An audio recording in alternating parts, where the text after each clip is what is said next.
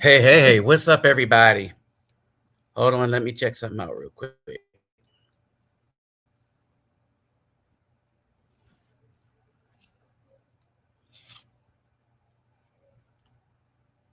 Okay, there it is.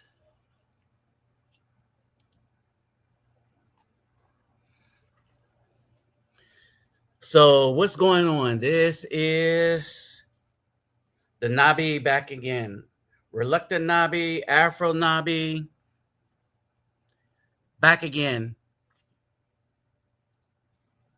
And we are going to see how this goes for the moment. Um,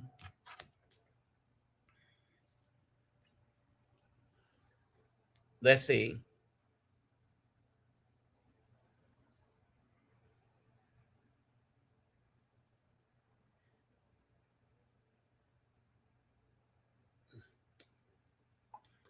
Yes, and hopefully Brother Elijah could come in here, hit him up real quick. But anyway, this is going to be an interesting live. Hey, bro, I'm going live now. Something I found in Malachi. I'm live now. I just started it. Okay, I'm getting ready to put it on my TV. Thank you, bro. All right, peace. All right, peace. Man, it's so good to have one of the brothers back, right? So I'm gonna say this right off the top. For those of you that might pop in, like, share, and subscribe. And oh yeah, and if you'd like to help this channel out, because we're still taking stuff into communities and stuff, my PayPal me and my Cash App will be in the description box for those who would help out the channel. All right. So I'm in the midst of starting this a little on the late side, and I'm gonna see who has the time to pop in. And this is going to go to to the people that's subscribed to my channel here, and this is going to be a very important thing that we're going to be dealing with, right? So let's start this off right here. All right, I want y'all to pay attention to this. And the reason I'm starting this right here, because right after this, I want to go to Ezekiel.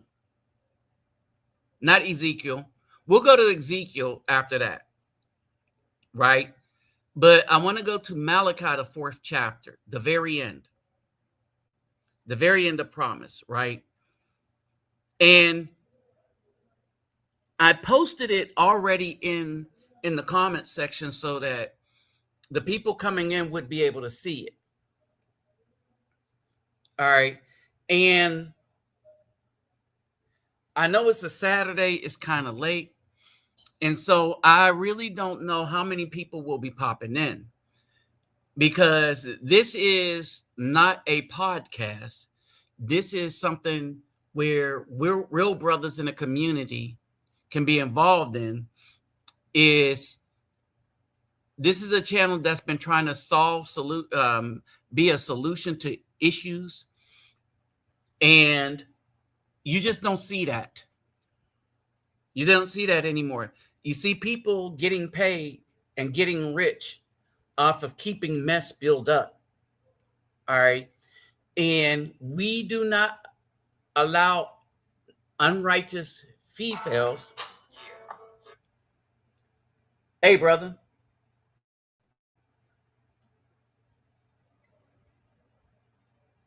What's up, bro? I was returning your call. You just called. Oh, I was just making sure our time was in line. So I'm watching. I'm listening now. Oh, okay, cool. All right. So I figure out who the other person is, right? So, all right. So I'll holler at you. pop up. I I put the link to pop up at the top of I pinned it to the top. I got it. All right, peace. All right, so basically what we have here. All right. What we have here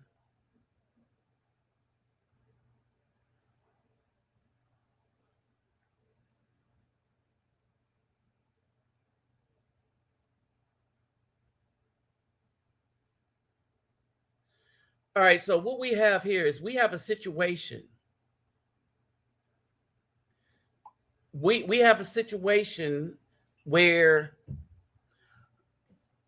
the righteous black man is being silenced. All right. I want y'all to understand that.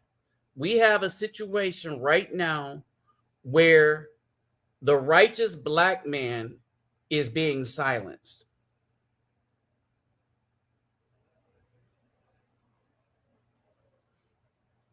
It's a sad situation, but it is what it is. The righteous black man is being silenced. But that's about to come to an end in a way that people wish it would not. Hold on for a second. So that's going to come to an end. And the reason why it's going to come to an end is because a lot of brothers are starting to stand up, and it's a grassroots thing. Here is the situation that we have to be aware of, right? The black woman in the United States, their losses are mounting up. Their behaviors in general, not all, but in general, their behaviors have been so toxic that they're not a viable mate for anyone that's trying to be righteous.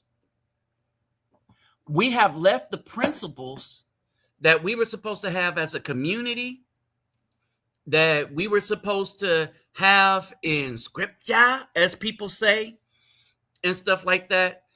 And our stuff, the black community is so out of balance, it is ridiculous, right? But not only is it out of balance, it is in danger. And the black community as it stands cannot be rebuilt because the brothers forget, and this is one of the things that the podcast keep trying to convince righteous black men to do.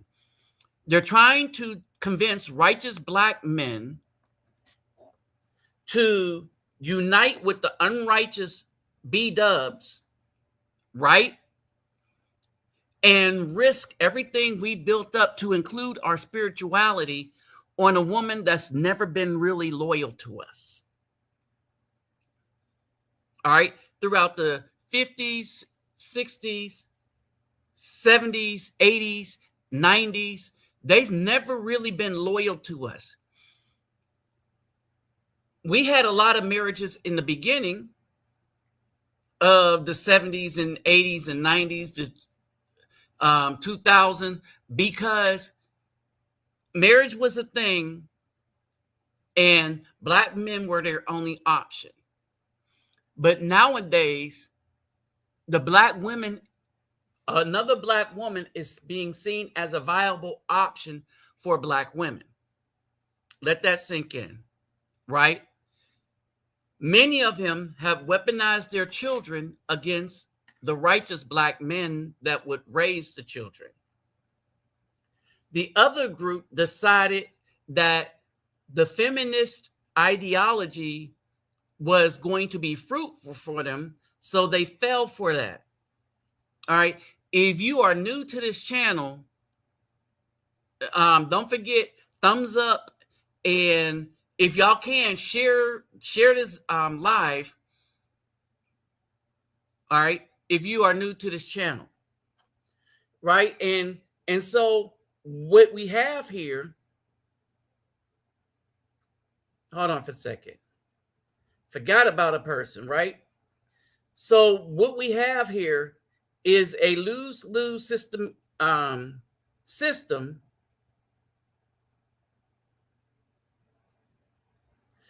whereby, and when I say it's a lose-lose system, it's a lose-lose system whereby there is no way out. Hold on.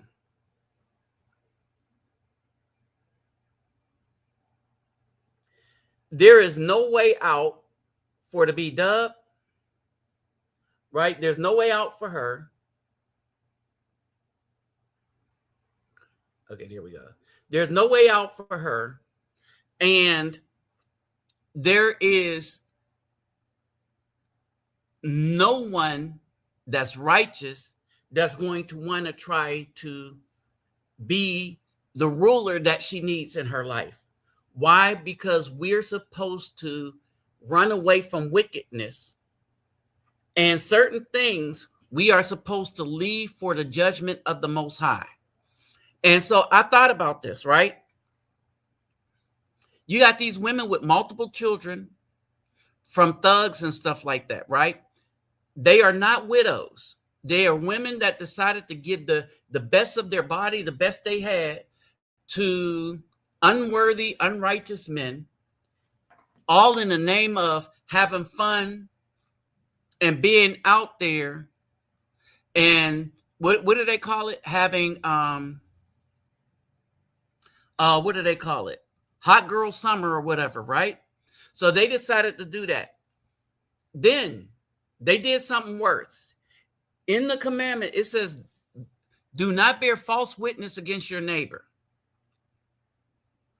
Who's the biggest neighbor to the black woman? It would be the black men. The reason why I got this graph up here is that the Bdubs throughout the 70s, 80s, 90s, and stuff, they took every lie, not truth, they took every lie that was spread about the black men, ran with it, while they jumped on the bandwagon of feminism and decided to link up with wickedness and let that be the rules that they taught their children, which then expanded exponentially to the mess we have today. All right. And look at the chart, right? If you see 1960 to 1970, down at the bottom, the black men, the prison population for black men, it actually decreased. We were never really criminals. At the time when the Caucasian persuasion were doing and taking out whole communities and neighborhoods, right? I have a book called Without Sanctuary. That's a pictorial guide as to the heinous acts that they've done. And when I say pictorial, I don't mean written pictures. I mean newspaper clippings, postcards that they sent to each other, being joyous over putting strange fruit on trees, right? This is what the Bdubs sided with. These are the people that the Bdubs sided with when they decided to weaponize the wicked system that already existed against their own families and good black men. Not the wicked one. They rewarded the wicked ones with babies after babies after babies after babies. And we see this. If you look in 1960, you will see in the graph that single motherhood started to skyrocket as the prison stuff went down for the men. Then in the 80s, when they were talking about all these fathers in prison, Hey, what's up, young boy 24? They have a point, because the women decided to lay up with the most wicked of men in the black community, and those men were the minority. Again, look at the chart. When you look at 1980 to 1991, right? As the prison population went up, when you look at the prison population at its highest, you still had almost twice as many black men graduating from college. Remember the video I did about that? You had almost twice as many black men graduating from college than what you see in this chart that was in prison. But what you do see is the majority of black women becoming single mothers with the minority of men. And we never understood the implications of that. And they lied on us so much, bore false witness. I'm going somewhere with this. They bore false witness with us so much that we believed it, because it was our mothers, single mothers. Even though we were watching men running in and out of the house, it was our single mothers that was teaching us that we as black little boys are going to be ain't sh men, right? We learned that from our mothers. We had to break that mental corruption that they was putting on us as we became adults. And many of us did spiritually, right? Understanding right and wrong. Hey, what's up, Ultimate Man? All right. Understanding right and wrong, right? Many of us started to then understand that, wait a minute, I know a lot of working brothers. I'm a working brother, right? And when we looked at it, we started to now understand that, historically speaking, the Bdubs have always been lying on us. Historically speaking, when we started looking at the data that went back and went back and went back, we was like, oh, wait a minute. When we were a patriarch, we had whole towns and stuff that we even rebuilt after being massacred by the Caucasian persuasion. Then we was like, hold on, wait a minute. We rebuilt those places. And then when we integrated in with them, they took our stuff because we gave it to them, trying to be them. Their ice was colder than our ice, I guess, right? But that plus the Bdubs betraying the entire community for the desire to be like the Caucasian woman, hence the weave, right? The whole community became destructed by them, and it cannot be fixed, because what they have done cannot be fixed. What's up, Kelly Gill? Right? And this is why it can't be fixed. Many of them had multiple ABs,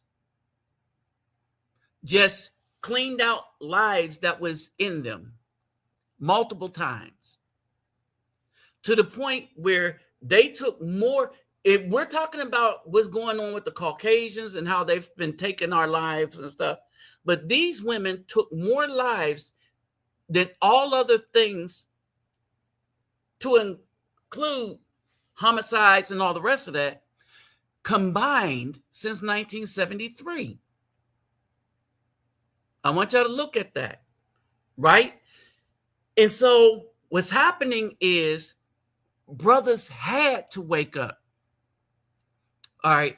And so when I say the losses for Bdubs are mounting up because they overplayed their hands, we're looking back at Eve and how the serpent was able to trick Eve. And it was easy to trick Eve because he appealed to her vanity. All right, look at the same thing that the Bdubs are talking about now. They don't need no man, not realizing that The wicked man gave them the money to say that. What's up, Afro Sith? All right. So they said, we don't need no man, right? We got our own money, but they don't have their own money. They didn't build anything. Here's the thing. And some of y'all guys could attest to this, right? As y'all know, all the money that I had made off of YouTube went into helping out the community and the things I needed to help out the community, right? All the donations and everything. What y'all notice I didn't do, like these people in the podcast, I didn't buy bigger houses. And I didn't say I made it, that I'm bigger than y'all, or look at all this money I'm getting. I'm bigger than y'all because I'm getting all this money. Right? I didn't say that because that don't mean a damn thing. Right? You didn't create anything. I created this podcast. That's not creating anything. Everybody's creating podcasts. But the people promoting your podcast over righteous people, that's who's paying you. Right? So I never looked at the money. Now, some of the guys that would donate made sure, they said, my money, I don't want you to buy stuff for the Bdub in the U.S., but use mine to continue what you was doing with the youth in the favelas and the barrios and stuff. And people was like that because many of them look like us because they are us or relatives. Right? And so this was the thing. You seen brothers walking away trying to clean their hands of the mess that was created in the BC. All right? So they're wiping their hands of this. So now, where are we going with this? Right? There's a very significant problem that's happening with the Bdubs, right? And it is of their own making. All right. So when they said, all right, this was a guy. Oh, let me see what this is.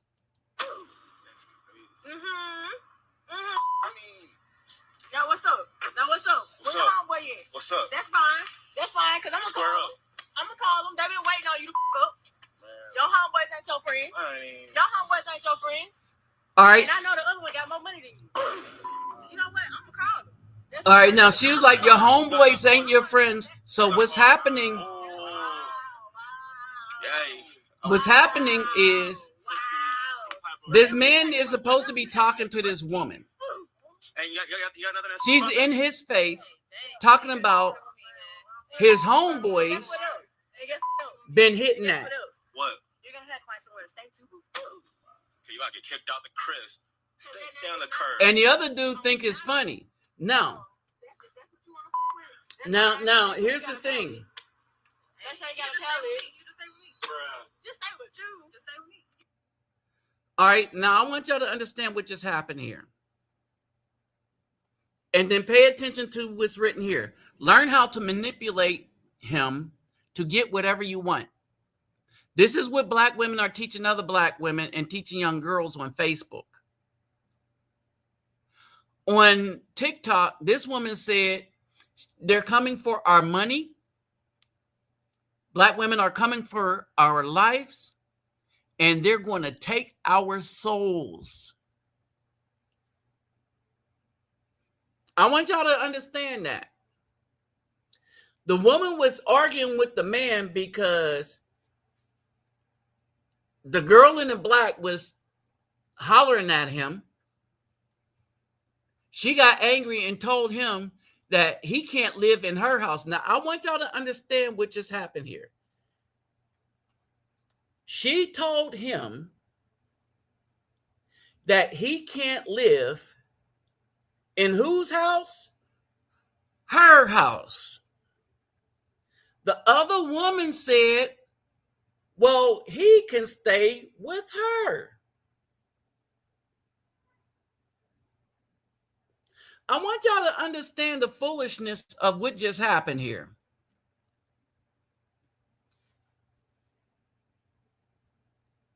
I want y'all to really understand what just happened.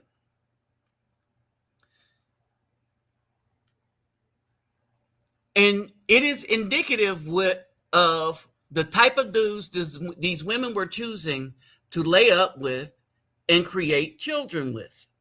Hey, what's up, David Bowman? Right? They decided to lay up with and create children with dudes that weren't trying to be fathers, dudes that didn't have nothing to be fathers with, right?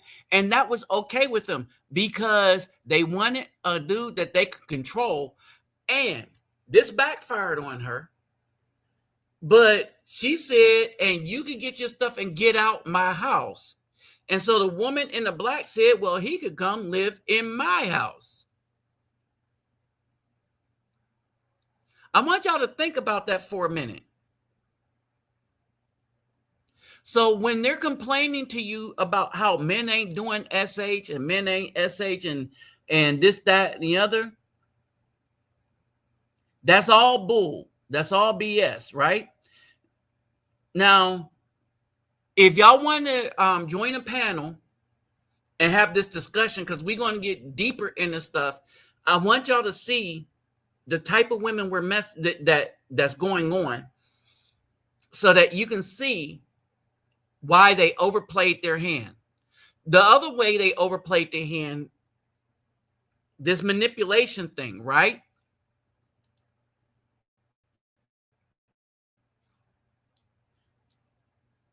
This is all they thought they were worth, right? All right, and so I want to just put this up here as a reminder. Don't forget my Cash App, my PayPal, all that's in the description box, right? So now let's go on and go on through. So when you look at what's been going on with the black incarceration and everything. Hey, what's up, Jess? Man,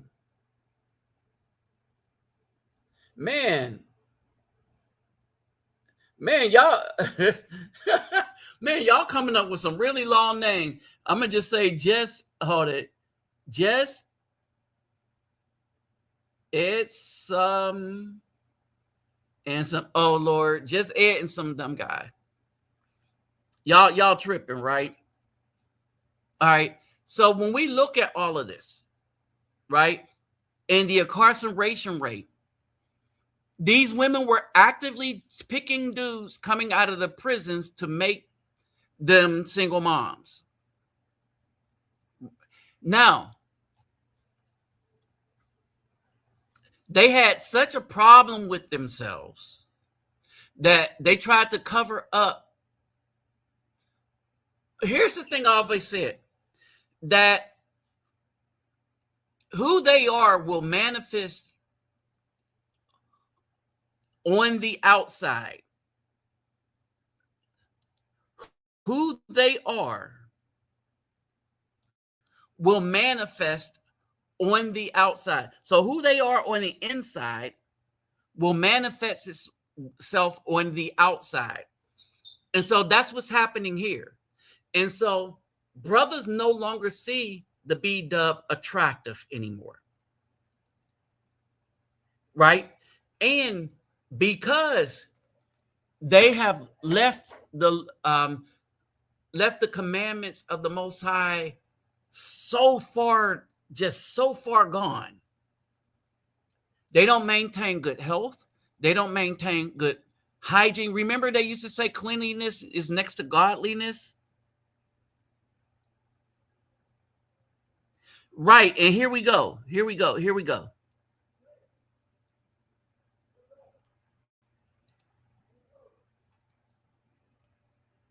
Right now, brother hit the nail on the head. They know who they can get away with and who not to. And this is why they do not pick righteous men.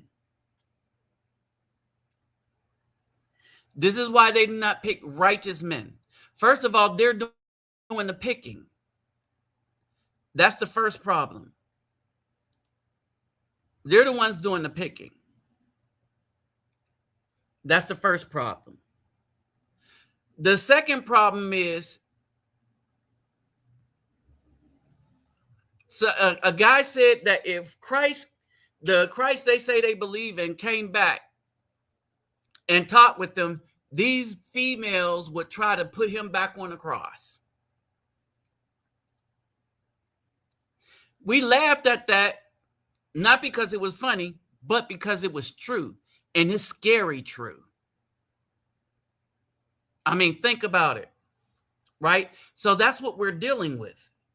We're dealing with that nature, that kind of nature.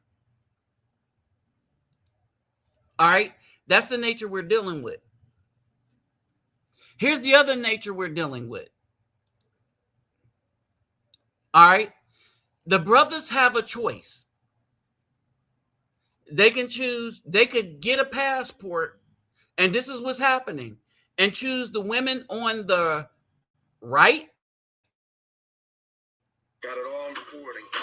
Or they could choose the woman on the left. You got anger issues. You need help. I'm calling the cops. All right, I'm gonna just leave that there for a sec. Right?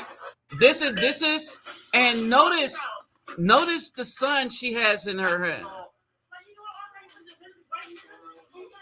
I honestly don't know what's worse, the fact that so many people apparently think it's okay to act this way, or the fact that as a society we've been told that there's right.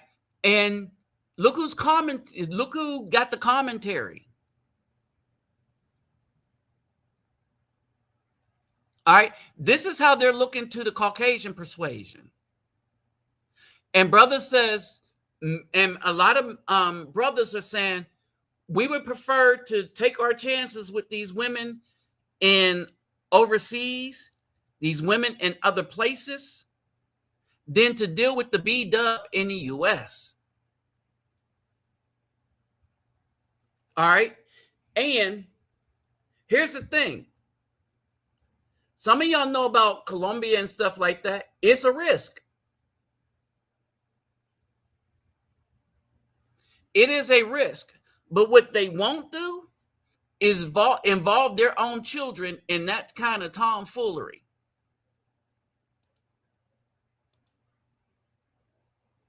They will not involve their children in that kind of tomfoolery. That's what they won't do.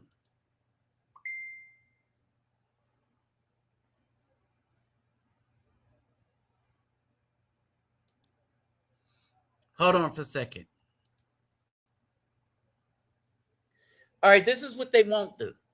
And so basically, where this is going is this right here.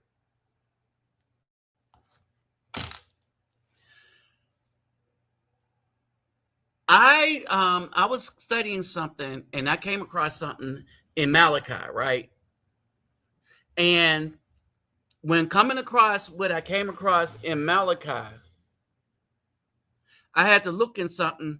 And then if you go right all the way up to the top, I'm going to just go up there and I'm going to put it in a thing. Now, I want y'all to pay attention to this. We are not supposed to help the Bdub. All the Bdub that went outside. So here's the thing. One of the biggest weapons that was used against them. I was having a conversation with a brother in a live on TikTok, right? I wasn't doing the live, but I was participating with them. And a lot of the women is the devil is making people, the devil don't make you do anything. Now, the systems that are governing the world may belong to the wicked one, but he never makes you be a part of that system. He just makes that system attractive enough that you will lie on your brethren in support of wicked women in order to make money, because that's the biggest way to make money. It is so big, it's such a big way to make money that Derek Jackson, right, lied on black men and told black women anything they wanted to hear. And then when he had that blow up with his wife, doing her that dirty and publicly doing her dirty, having all that stuff come out, right? His 3 million followers. Do you know what happened to his 3 million followers? After all that stuff came out, the fact that he got 3 or 4 women pregnant, right? Then his wife had to divorce him because it was just a bridge too far. Do you know what happened to his channel? It went from 3 million followers to 4 million followers. Understand this. His channel went from 3 million followers to 4 million followers because his followers were nothing but Bdubs who wanted a dude that would just tell them what they want to hear, and they didn't care about righteousness, and they didn't care about how bad he treated his wife, because none of that matters to them. Okay, hey, we got brother Gigi up in here. Hey, so Gigi and everyone, like everyone else, pinned at the top of the, if you want to come in on a panel, pinned at the top of the page is the link to come into the channel. Matter of fact, let me make this easy for you all. Oh, never mind. I don't need to make it easy. All right. So we got Mr. Gigi in here. What's going on, brother? What's going on? Can you hear me loud and clear? Yes. And I don't think you have to mute your mic on here. Gotcha. Yeah. No, it's fine. It's fine, buddy. I didn't want to be rude to you because in my background, I stay downtown, and periodically people roll around with loud ass music bumping and shit, and and people may be loud in the background. So that's why periodically I have to mute, periodic. I just don't want to be rude to the show, man. But it's good to hear you. I've been listening periodically, and thank you for sending me the link and sending me the information. I also forwarded to a few other people on YouTube, and then also a few other people also too on WhatsApp too. So hopefully they can join us, and also a few people on Facebook for you too. Okay. And so, and anybody else that want to pop in. So now, here's the coup de grace, right? So that I'm gonna bring it up so that y'all know. Gang. He was running gang big time, right? And so basically, this is why I'm going to have this discussion. Now, I wanted to lay out what we're dealing with first, right? Now, spiritually, that last part, and I'm gonna just bring it up.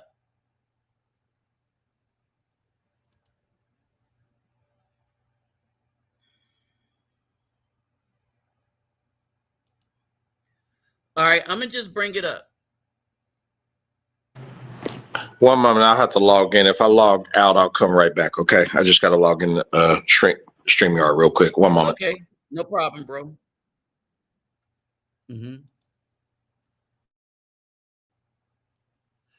All right, so let's do this.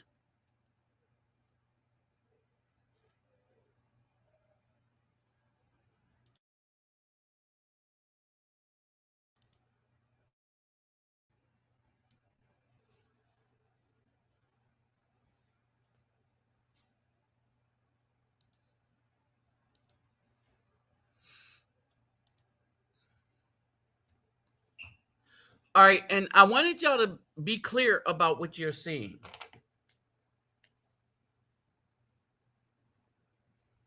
All right, I wanted y'all to be clear about what y'all saying. There are a couple of things that we took for granted that we thought the scripture said because we had preachers already, sins of the father, that sins of the father BS and stuff like that. It was never about the sins of the father.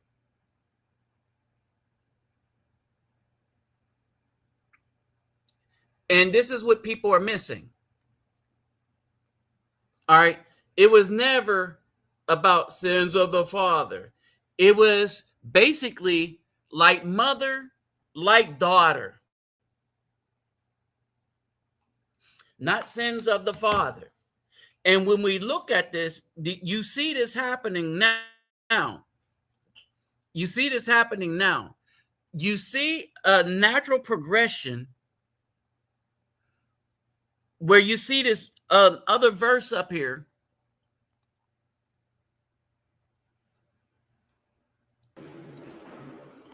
That's just amazing. You said 4 million, right? You said he was getting up to around 4 million views, right? Derek Jackson, is that correct? Yeah, after that mess. Yeah, yep. Wow. We got 360 Smooth from TikTok in the chat too. A 360 Smooth, if you want to join, at the top, there's a link that you hit and it'll bring you into the chat. And this is to anybody else too. Actually, it's posted at the very bottom on YouTube. That's how I joined. Okay, look at the bottom. You'll see the link. And if you have trouble, just send a note and then I'll put it up in there. All right, so to the rest of the guys, right, that y'all are used to this, right? Now, understand this, that in seminary, when I was in seminary, right, and y'all got to understand seminary, especially at a universal level. I was a pre-med student. I was thinking about becoming a doctor or a physician assistant. All right, as a pre-med student, right? And so I stayed in a laboratory. I think by accident, all these skirmishes that we had with deployments and stuff like that kept me from finishing that up, right? But there's a lot of stuff that's missed. And the reason why we got the behavior that we're dealing with is everything has been mobilized to lie to these women.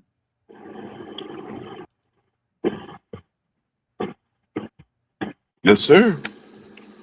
Okay.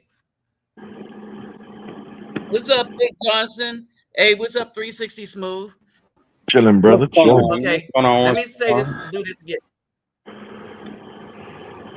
All right, I want to show y'all two things that people never taught. They never taught this, the price of it, right? And it says that the hearts of the fathers will return to the children and the hearts of the children to the fathers. It doesn't say the mothers, right? And the reason why it doesn't say the mothers, because if we go back and look at Ezekiel, right? If we go back and look at Ezekiel, it says that like mother, like daughter. It never said sins of the father. Hold on for a second. So the scripture that says like mother, like daughter.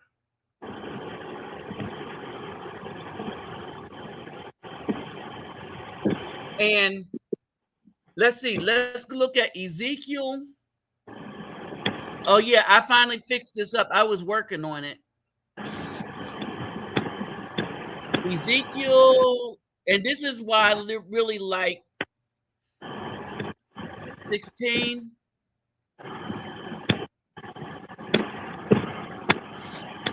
and 44. You guys press your mute button, okay? You guys press your mute button, okay? Someone got a lot of static in there. Press your mute button. Go ahead, Afro. I apologize. Okay. So, all right. Can y'all see these? Can y'all see what I just pulled up? They don't teach this in a church, right? And there's a reason they don't teach in the church, right? It's two reasons they don't teach this in a church. Because everybody is getting paid by weaponizing the Bdubs against fathers in particular, good fathers, right? They're not being weaponized against the bad ones. That's how you know we're not in a righteous system, right? It says, because you do not remember the days of your youth, but trouble me with all of this, I shall bring your way to your own head, declares the Master Jehovah. And I shall do this throughout all your abominations. Right? Who's he talking about? See, all who use the proverb shall use this proverb against you, like mother, like daughter.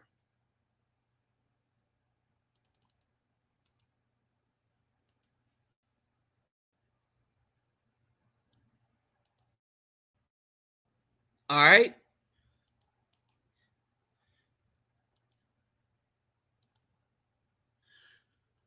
So it was never about sins of the father. Right? It was the Most High addressing the Bdubs. Why? Because, like in the garden, when we talk about Eve and what happened in the garden,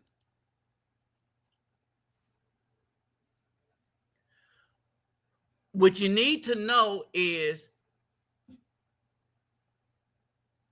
the serpent, the Nahash, was able to appeal to her because the Nahash said you could be like God. And when he said that, that was a wrap.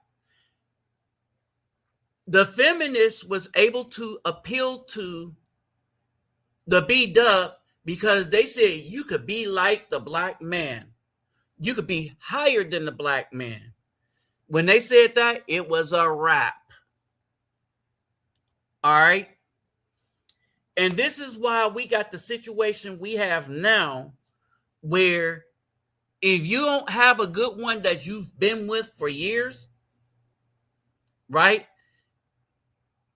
I feel for you, but I just can't reach you. My old drill sergeant used to say that, right? And the reason that's real talk.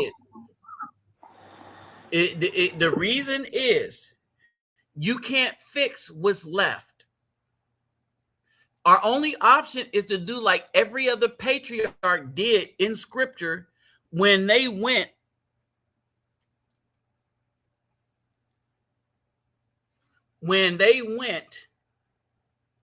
understand, when they went outside of the community because the women in the community were so corrupt. And that's what brothers are going to have to do. For those that don't already have something, and I even say this, the stronger men that have somebody that they've been with, they're probably not going to have to worry about them leaving, given that there is no righteous. I mean, remember, these women raise their daughters to be as wicked as them, right?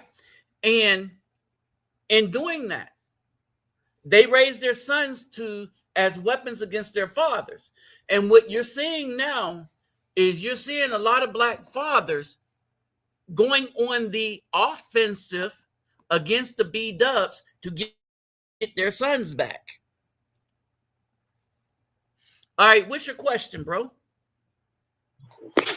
Okay, so just recently, maybe about a week ago, I ran into a gentleman I've known for several years, right? And not only I told him about the passport bro movement, I've shown him about expats, things like that, right? But in his mind, he is convinced, since he's traveled to Florida, everywhere, a lot of just places in the United States, we'll just say at least 8 places in the United States. Oh, there's good women out there. There's good women out there, right? But he's ignoring the divorce rate. He's ignoring the fact that there's a lot of women that will Me Too you or whatever. And of course, he's one of what I call the not all clan. They throw out the not all women clan or whatever, right? But my question to you is this. after seeing all that evidence and seeing there is a large percentage of guys that are starting to go overseas, regardless the color of their skin, they're going, right? They're noticing Right. the high divorce rates, right? They're noticing, how, even in certain law sectors that guys are getting accused of Me Too allegations. They're starting to notice that a lot of these billionaires are not really hiring women at a higher capacity. So with all that being there, whatever, right? Well, these guys are still shouting out, oh, there's good women out there, or women shouting out, there's good women out there in the United States in the Matrix. You're just not actually searching. Do you think it's just a situation where that this shit right here for guys to get their passport and leave, or guys to go MGTOW, is just not for everybody? Maybe it's Well, just here's for the thing. maybe. Do you think it's just these guys who are trapped in the matrix? They're more stuck in their ways and they just got to learn the hard way. I mean, where do you believe that thinking comes from? Even though there's all the evidence out there from high divorce rates, Me Too allegations, the women out there seeing guys as competition, they're throwing out their degrees and waving all their accomplishments in these guys' faces. Hell, one of the guys I know dated a single mother, and the single mother treated them like garbage. Of course, you know the drill, or whatever it may have been.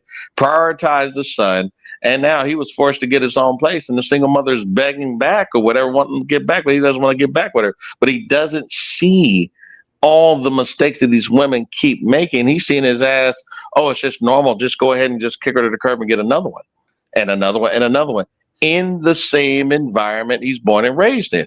And I'm a firm believer, change your environment. If the passport bros and the expats can do it, and they're showing evidence of this, of their success and their happiness, why don't you just at least give it a chance? Regardless of your income and regardless of your race or what's going on, just give it a shot. Where do you think it comes from, Afro Nabi, or anybody on the panel? I just want to know. But go ahead, Afro Nabi. All right, so here we go. We're talking about righteous men, and so people misunderstand what righteous men are, right? And brother Elias says this: if you look up the word good, it will always say righteous. The sons of the Most High wives are to be righteous, right? And so a man that does not look for a righteous woman, but look for a woman basically because of the color of her skin, right? That's not a righteous man. And he's easily deceived by anything because he has been brainwashed into tolerating unrighteousness within the community. All right. And he is the very reason why nothing will ever change with these women. All right. There's that. The other thing is a lot of these dudes are not brave either. They fear the unknown, right? They fear being able to do the work. The other thing is that they fear what the unrighteous is going to say about them. Let that sink in. A lot of peer pressure. They fear what the unrighteous is going to say about them. And so they would rather be unrighteous, speak unrighteous thing with the unrighteous crowd. Right? And so that's basically what's going on. Righteousness and unrighteousness had nothing to do with how much you go to church.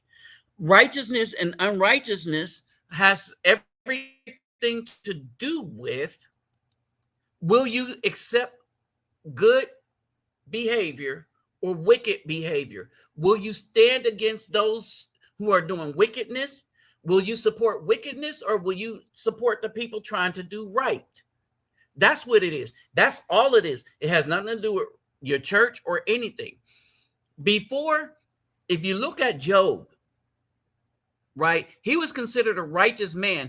Job was a king also as well, if you go read carefully, right? But he was a righteous man because he did right, he judged right, and this, that, and the other, right? And so people was looking at him, you made a bad judgment, or you broke a commandment, or you did something. And this was before the commandments and all of that stuff, right? So back then, people knew and understood the purpose of relationship with God. They understood this without church, without the commandments, because Moses isn't popping on the scene yet and stuff. for a while, we knew intimately the Most High and the ways of the Most High, right? And so we never really needed a book.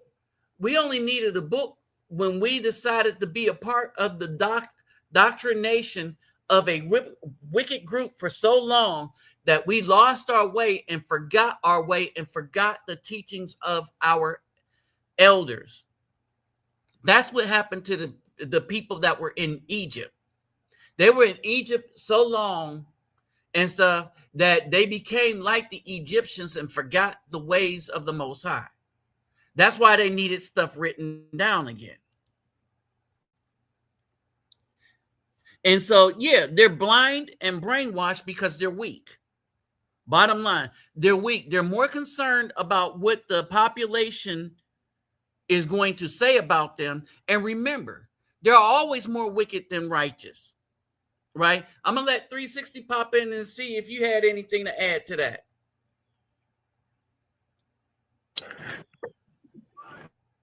Hey, brother, what you refer to in terms of their I'm sorry, I forgot the exact word you used, but my rendition of it is just blue pill conditioning, because this is what brainwashing. The brainwashing, yes, this is what they've been taught is how things are supposed to be, how things are, what is supposed to be the basis of their own self-definition. The only problem is all of this comes directly from women who are not necessarily thinking about them and their own best interest, but rather their own personal best interest as women who have to deal with their own inherent weakness or deficiencies in comparison to the way that they relate to the world versus how their sons are going to relate to the world. So there's always this power imbalance. And the only way that these women can call themselves shifting that imbalance is usually through some type of deceit or trickery. And since they lack the proximity to other men to inflict this on other men, well, they just go back to square one and reach out to the very first thing that they can put their hands on, that which is in the closest proximity to them, which is none other than their own sons. So they will, like you said, brainwash their sons. They will socially program, socially condition their sons to elevate women, primarily mama, in a position of superiority. So that way they don't have to engage the world anymore directly, because now they have their champion to fight for them, to elevate them in spite of themselves. And part of the conditioning is to convince these men to ignore clearly observable truth like a fool. Ignore clearly observable truth and be prepared to elevate, defend, avenge, or otherwise serve these women, regardless as to whatever the actual circumstances of the situation. Hey, later, Brother David. We'll holler at you later. Oh, I was just saying later, Brother David, but go ahead, repeat that again. What they do is they condition their sons to ignore clearly observable truth in favor of elevating women at all costs, even when it's clear to see that there may be certain circumstances or rationales why they should not do so. So it becomes more than just mere brainwashing. It becomes something akin to Stockholm syndrome, where you get these men. I was getting ready to say insanity. Yeah, because they find themselves in situations where clearly they should either ignore, deflect, or otherwise crush what they're being told from these women, whether it be how to define themselves or what they should be just outright doing. They have all the rationale to tell them that, hey, something's not right here. I should probably be doing something else. But because they've been so deeply conditioned, so deeply programmed, where they just refuse to do so, and instead, in some instances, blame themselves and tell themselves that somehow they're substandard men for even recognizing the flaws in these women and in these women's thinking. So that's how you see the Right. men. And so That's how, go ahead. go ahead. No, I was gonna say I that's was how getting you ready see to these say, men. so yeah.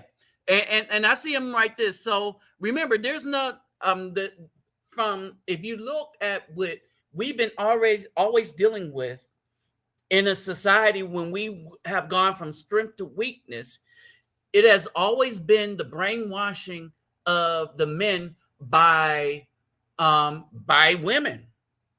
All right, all the way back with the first man in the garden, right? And we'll get to that in a minute.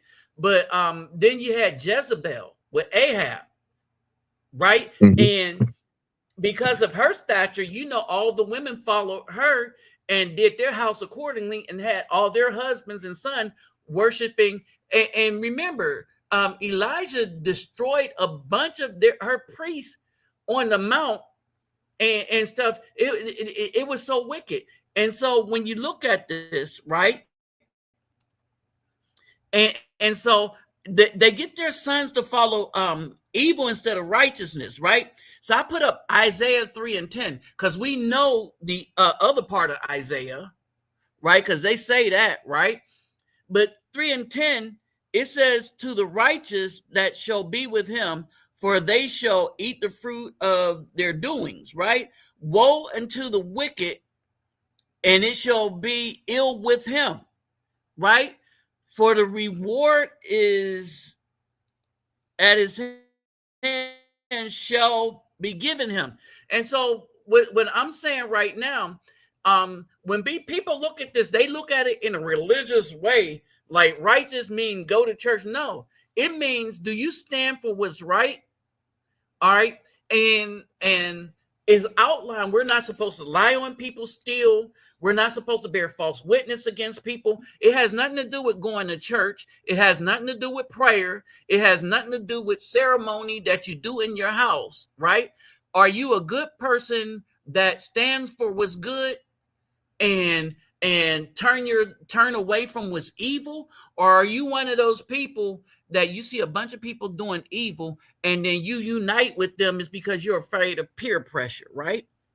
And so this is what we know. The part 12, as for my people, children are their oppressors and women rule over them. And that's exactly what you're talking about. Oh, my people, they, the women, and the pastor who gives their power, and the government which gives their power, which lead thee, cause thee to err and destroy the ways of thy path, right?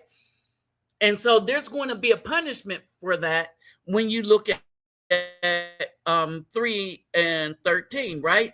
But I wanted to put it there. And well, I'm going to put up the punishment, right? Because the Most High says he's going to judge that, right? And he's going to judge that. And a lot of times we look at judge, we're looking for somebody coming from the sky. But when you really look at what's going on in our community, they're already being judged. It needs to happen for the sky. Men are leaving them alone. Men are leaving them alone. Men are picking up their wallets and they're going elsewhere. But that goes back to what I was saying about clearly observable truth, because it's becoming to the point now where it's necessary for survival itself. If these men are going to survive, you cannot survive a harsh environment where you're basically fighting the environment itself, but then have no refuge, have no place to lay your head and recover and recoup and strategize and prepare yourself to re-engage it on a daily basis, when you're constantly having to fight the person that's right there supposedly at your side, the person who claims to be the one that is in it to win it with you, the one who wants to take all the accolades and say that behind every strong man is a strong woman. That if that woman has set herself in a position of adversary to you, then you have to break away just to survive.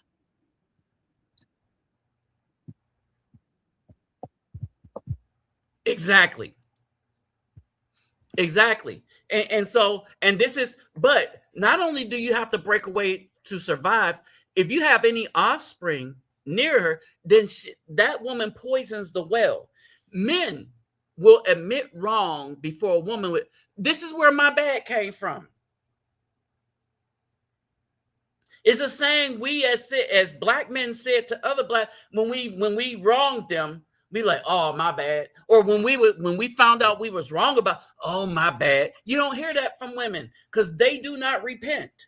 This is why the Most High deals with men, and he says we need to guard our positions of authority and power because, and we don't have power because we goody two shoes and stuff like that. We have power because we will repent and we think more about the community as a whole and our place in it. And we think about the lifting all boats. The women think of only themselves and how to use the community to benefit herself, how to use the children to benefit herself, how she's going to get over on her husband, how she's going to get over and stuff. And so it's more difficult to find a righteous woman than it is to find righteous men, because righteous men understand that there is a cost behind authority and decisions, good or bad. They understand there is repercussions in the cost. Women do not understand that because they've always had somebody to cover their BS. And we see that now. This is why that man, after doing all that wickedness, his channel went from 3 million to 4 million.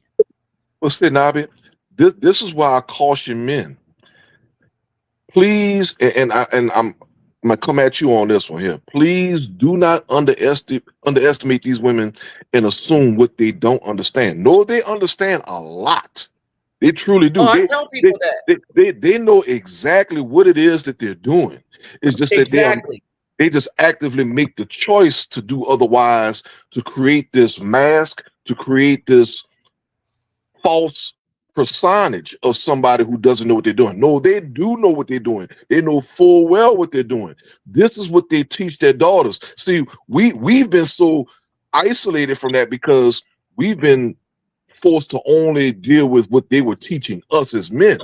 We never really heard all of the side conversations that these women were having with their daughters, conditioning their daughters to be just like them, conditioning their daughters to operate from a place of deceit, of deception, of mystery, and in some instances even the occult practices.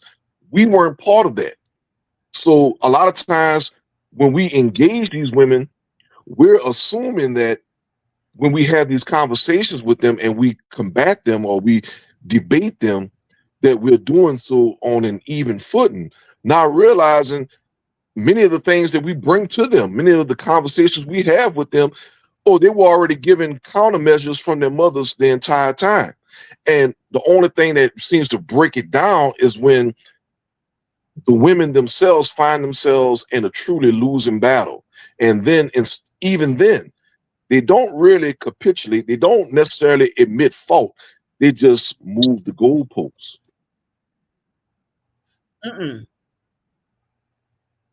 See, they'll change out of desperation.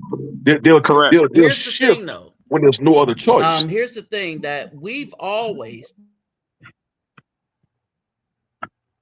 right. And here's the thing. It's something that I've been preaching, and like the people that's listened to me for a while, I've said that. I said these women are very wise and manipulative. Is one of the things that the serpent taught them.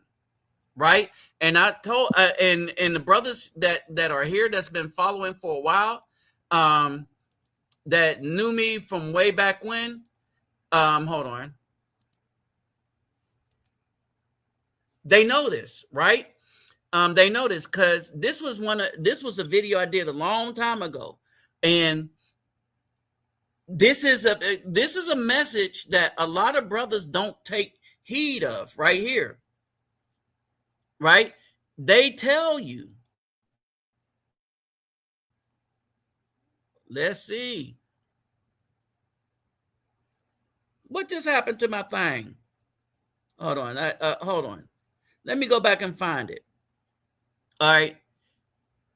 But this is what they do. They will try to paint this image of being the Vestal virgins, the queen mother goddesses. They will paint this picture that they are above and beyond any scrutiny, any criticism, any rebukes, that they are impervious to even questioning them. And it's all just fugazi. It's all smoke and mirrors. It's all to just lull the men into a false sense of security, or in this instance, a false sense of inferiority in comparison to them. There you go. There you go. And the thing is, let me throw this out there to you guys, though. And it's the fact that there's also a lot of Captain Save-A-Hoes and Mr. Wallets, pedestal pandas out there that are actually encouraging you guys and myself to actually fund them, help them out with fights, help them out, though, right, with different things that they put themselves in, but it's the man's job to help them out of it. What the fuck is wrong with you guys out there? They have actual freedom, rights. They pay taxes. They got the obligations or the choices to go to jobs or whatever it may have been, right? If they can get themselves into that situation, why can't they get themselves out? What if they see us as competition, why the fuck do we need to help their ass? That's just my point, you know. But the gentleman I was talking about earlier, and multiple of them never tell me, you know, it's interesting. Mr. Gigi, go ahead. Mr. Gigi, one thing on my YouTube channel, watch your language. I don't curse. Oh, no problem. But say what you're saying, though. Yeah, I'll try to keep it clean, okay? Because on my channel we can cuss on there. But here's the deal. When you got guys out there who's encouraging this bad behavior, these bad decisions, right? What it does is it's incentivizing the women to say, hey, it's okay. Let's continue to do it. Exactly. There it is. And look at, and again, let me put this up here. These are things that Black women were actually saying. You see this? And they've said this live. Learn how to manipulate him. And fortunately, when they were saying this, they had their thing turned on so that the words could, what do you call it? So that the words could come out. But yes, she was like, learn how to manipulate him to get whatever you want. I keep telling people, these women are geniuses when it comes to this type of manipulation. Right. I know. Yeah, I think 360 want to say something. Go ahead. Well, yeah, this becomes the social programming that the women undergo.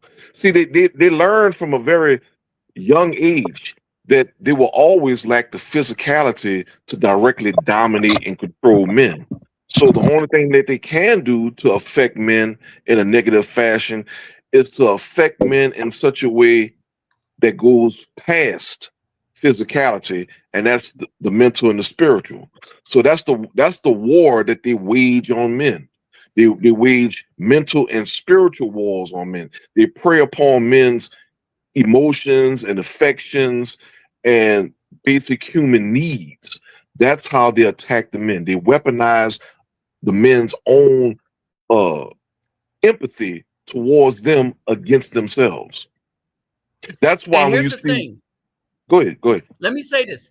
This woman right here on the very far right, I'm gonna tell you everything she said. I have clips of all three things that she said, but when I did this at the time, I didn't put them on.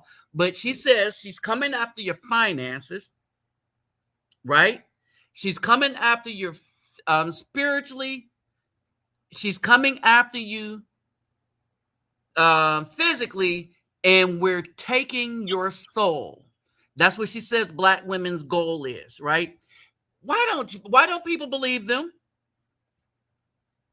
because they were conditioned not to. They were Yeah, conditioned that's but weren't we part of it. all? They're conditioned to see women in the most beautiful light. We're conditioned to see women as these almost ethereal creatures who But are. weren't we all? So when are they going to break that? And we're talking about the older dudes too, right? When are they going to? It's up to. See, here's the thing. If you want to be righteous, you're going to be righteous, right? Some people have bad habits, and some people are just wicked, right? And so basically, a lot of these dudes are just as wicked as the women, and what's making them wicked is their weakness to become good men and not bowing down to the pressures of women that they're obviously stronger than, but mentally they've been sucked into this thing and they are too afraid of change, and it can't be stupid. And so these women, they from Azael, they learned manipulation, they learned witchcraft, they learned all of this, so they know what they're doing. And these dudes that think they're dumb, no, they're playing. They've always been playing. What was you going to say, Brother Eli? Greetings to everyone. Some of y'all I've never heard from before. I want to touch on a few things. I don't want to talk too long. But one of the things the book talks about, the Most High tells us that the only way to escape them is to walk with the word of the Most High. From the beginning, from Adam and Eve, we see this. Samson and Delilah, we see this. Job and his wife, we see it. Moses and his sister, we see this. It's not a lot of us, and our only protection, our only defense is the word of the Most High. The Father, you read something about Isaiah, children are oppressors. When I read certain stuff and I put the word son in there, it's like to me, the Creator is talking to his sons, the ones who are his messengers, the ones who will return to him and say, Father, we did wrong. We were not like we should be. And thereby the correction starts with us. Because this is who, to me, he left it for us who will return to him and fight this wickedness, expose this wickedness, run from this wickedness, even when that wickedness is what we were born from. A lot of us don't want to admit that, our mothers, our sisters, our aunts, witches, sorcerers, all that evil stuff. What do you think you listen to when you go to church? You listen to someone speak spells over you. It's in the book. It talks about sorcery. It talks about witches, witchcraft, necromancy, and we have made it trivial. But look at the results. Now I understand, Nabi. Today, I really understood today why there are not many who follow your channel. Simply because there are not many who really want to return to the word of the Most High. Yeah. It's a very daunting task. Even in the book of Sirach, chapter 2, it tells us, do not abandon the word of the Most High. That's for us. It tells us what type of wives we should have. And then the benefits of it. The only way you're going to find a righteous wife, you got to be a righteous man. It's nothing less. It's nothing less than it. It says a man that finds a good wife. A man that finds a righteous wife. So you're looking for something. Well, who helps you to look? The Most High. Those who I love, I chastise, I correct. Who is that? That's us. And we receive the chastisement of our Father who art in heaven. Why? Because we understand that he loves us. He gave us instructions and guidelines. That way we can show, Father, we love you too, because now we're going to implement what you told us. Because we see now it's for our safety, it's for our benefit, it's for our understanding. Because like John Henry Clark said, black man, you have no friends. And like the word says, the whole world conspires against Israel. No, the whole world conspires against the righteous sons of Israel, whom the Most High set aside for his own peculiar reason. And I'm done with that now. Mm-hmm. And so this is what a lot of people miss. that these women and this system was designed to attack. And this is why I talk about righteous versus the wicked.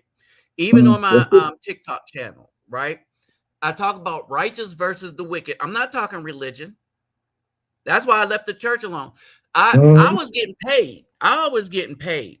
These guys can tell you in the churches because I was a musician. Have y'all heard of Minister Jap? I have. Okay. Do you know the organ sound? I've heard of him right here on YouTube. But go ahead. You know the organ sound that he used when he talked? And he accented it with that organ sound. Mm. He got that from me.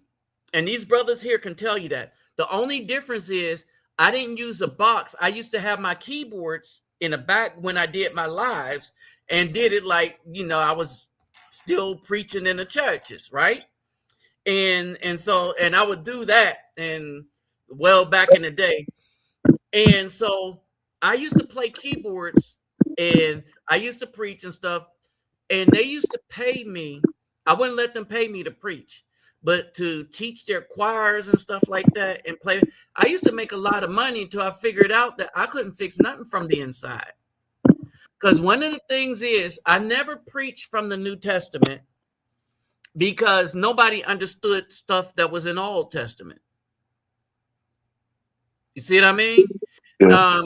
And so I was like, how do you not understand or know what really happened in the garden, right? And then I would bring in books, the same stuff that I would have in seminary. And so what happened in seminary, you get rid of everybody that's serious, get rid of religion. And some people get closer to God. Some people leave God totally alone. I'm going to just say this. A lot of the Caucasian people got disillusioned because you learn some stuff in seminary. And you learn what stuff really is and stuff like that. You learn enough for me to say a lot of the preachers are straight up lying if they've been in seminary. You see what I mean? And they're straight up lying to people. And we see the results of that by looking at the condition of the families, looking at the condition of the communities, this, that, and the other, how it is today versus what it used to be back in the day. All right. And so when we look at all these books and stuff like that, there is a theme here that men got sucked into allowing women to do whatever they want, right? And these women, they're not dumb, right? These women are very wise in how to manipulate to get what they want, and they will join with whatever side that can give them what they want. Is because a lot of them, for the most part, are into wickedness, right? Which is why a lot of brothers are having a hard time. And I'm going to say this, and Brother Elijah can bear witness to this. I'm going to say this. These women say that they're masculine because they got to get a job, right? They have to get a job like the man has to get a job, and they have to compete in this job and this, that, and the other, right? But do you know the Filipino women are feminine, Thai women are feminine, the Dominican women are feminine, Colombian women are feminine. All these women in all these other places are feminine. And do you know they work harder than the Bdubs? The Filipino women, they're still working out there in rice fields, doing labor. And they didn't lose any of their femininity. You see what I mean? Was somebody, what were you saying, 360? Or whoever that was? I don't know who that was. I have no idea who that was, but I just seen an article on YouTube about the high inflation prices in the Philippines, of how it's affecting the fish market. They're working out there, man, and man, in the fish markets, man. I mean, they got a lot of sectors out there, man. I was sleep on, man, for real. And a lot of them make a lot of money from fish, shrimp, seafood, or whatever, man. And for the women here in the States to say, well, I had to be masculine because I had to get a job, whatever it may have been. How are they still, how are the women out there still feminine as fuck? But they had to get manual labor jobs, but still maintain their femininity. I'll tell you why. It's because of the simple fact that the culture out here promotes the women out here to become men and be competitive with the man instead of actually maintaining their femininity, regardless of what job sector that they get. Regardless, you know, Exactly. Exactly. you should be able You to hit the nail still. on the head. You should still be able to be a plumber or electrician, whatever it may have been. If you picking up this trash out here, I don't care if you picking up dirty diapers for a living. At the end of the day, there's a thing called maintaining your sanity and your self-respect as a human being. If I gotta go out here, man, and do feminine jobs, though, right, that are working in women's sectors, that doesn't necessarily mean the reason I got that job, right, is because of the simple fact that, well, the reason that I decided to become feminine because I got this feminine job. No, I should be able to be a man at the same damn time, on and off that job, right? Regardless, though, right, of my posture. I should be able to still carry myself as a man on that job and off the goddamn job. There's no fucking excuse for that shit. You got the women out here. They women in general. The majority of them have a tendency to what I call go along to get along. I apologize for the cussing, man. I'm so used to my channel. But the thing is, a lot of women out here have a tendency to go along to get along, right? Rather than think for themselves and actually think objectively to question things. Hey, is this the right thing or is this the wrong thing? No, a lot of them think. I made videos about this. Well, since this woman said it and a couple thousand women said, I'm just going to go ahead and just do it. I guess it makes sense because they said it instead of looking at it as though and questioning, is this behavior appropriate or not? Are these decisions appropriate or not? They don't do that. They just go along and get along. It's crazy. It's just how they operate. Right. Hey, what's up? Man, Art. What's up, Art? Whoo, they coming up with these names here, y'all. Y'all coming up with some names, y'all. But anyway, and so yeah, so this is the thing, right? Those women outside of the United States work harder than the women inside the United States, and they didn't lose none of their femininity, which is why a lot of brothers are going and they're able to wife those women up. And remember, nobody was really worried about men traveling to wife other women and the brides. What do you call the brides? Magazine brides. What do you call them? Catalog bride catalogs or something like that. They weren't worried about that. Nobody was worried about the impact of this thing until the brothers started traveling and then start traveling in droves, right? Because now what brothers did was they made it cool to look for righteous women, right? And it even and the brothers that staying behind, the brothers that staying behind that don't got nobody, but they're too afraid to go and get somebody because of what somebody might say, they're weak.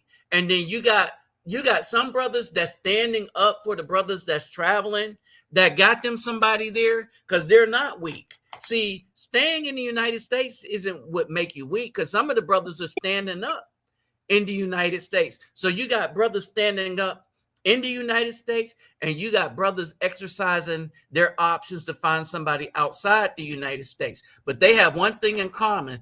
Neither one of them are taking any mess, right? So the brothers that are leaving ain't taking any mess from those outside the United States. Brothers that stayed because they got somebody already ain't taking any mess from anybody inside the United States. And guess what? The ones inside the United States are going to have to worry less, because then women know that no matter how old you get, if you holding down things, they know that a brother, if they decide to get crazy and leave, that brother can find her replacement real quick. Like Eli, who was it? Ishmael did with his wife when Abraham told him that she was talking bad about him. I need to redo that to the book of Jasher. Right? And so this is what's up. But the brothers that these women are getting it on both ends. The brothers that's in there, that's holding it down, that's calling them out because they have somebody and they run in their home and they're saying, nope, the woman could be happy and the woman could be in this relationship, right? So you got the brothers inside the United States that's holding it down. You got the brothers outside the United States that's holding it down. And the reason why this is important is because the brothers that are leaving to find wives outside the United States or find relationships outside the United States are being followed by women who are following them and wondering why these men aren't talking to them in Thailand, in the Philippines. Man, I went to the Philippines, I went to Thailand, and these dudes ain't talking to us.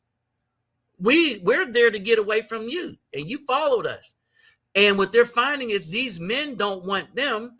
And the very men, they said, well, I will get men too. And those men run through them, but they ain't got nothing to take care of them.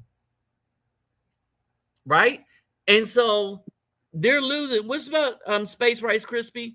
And so they're losing all the way around. Right?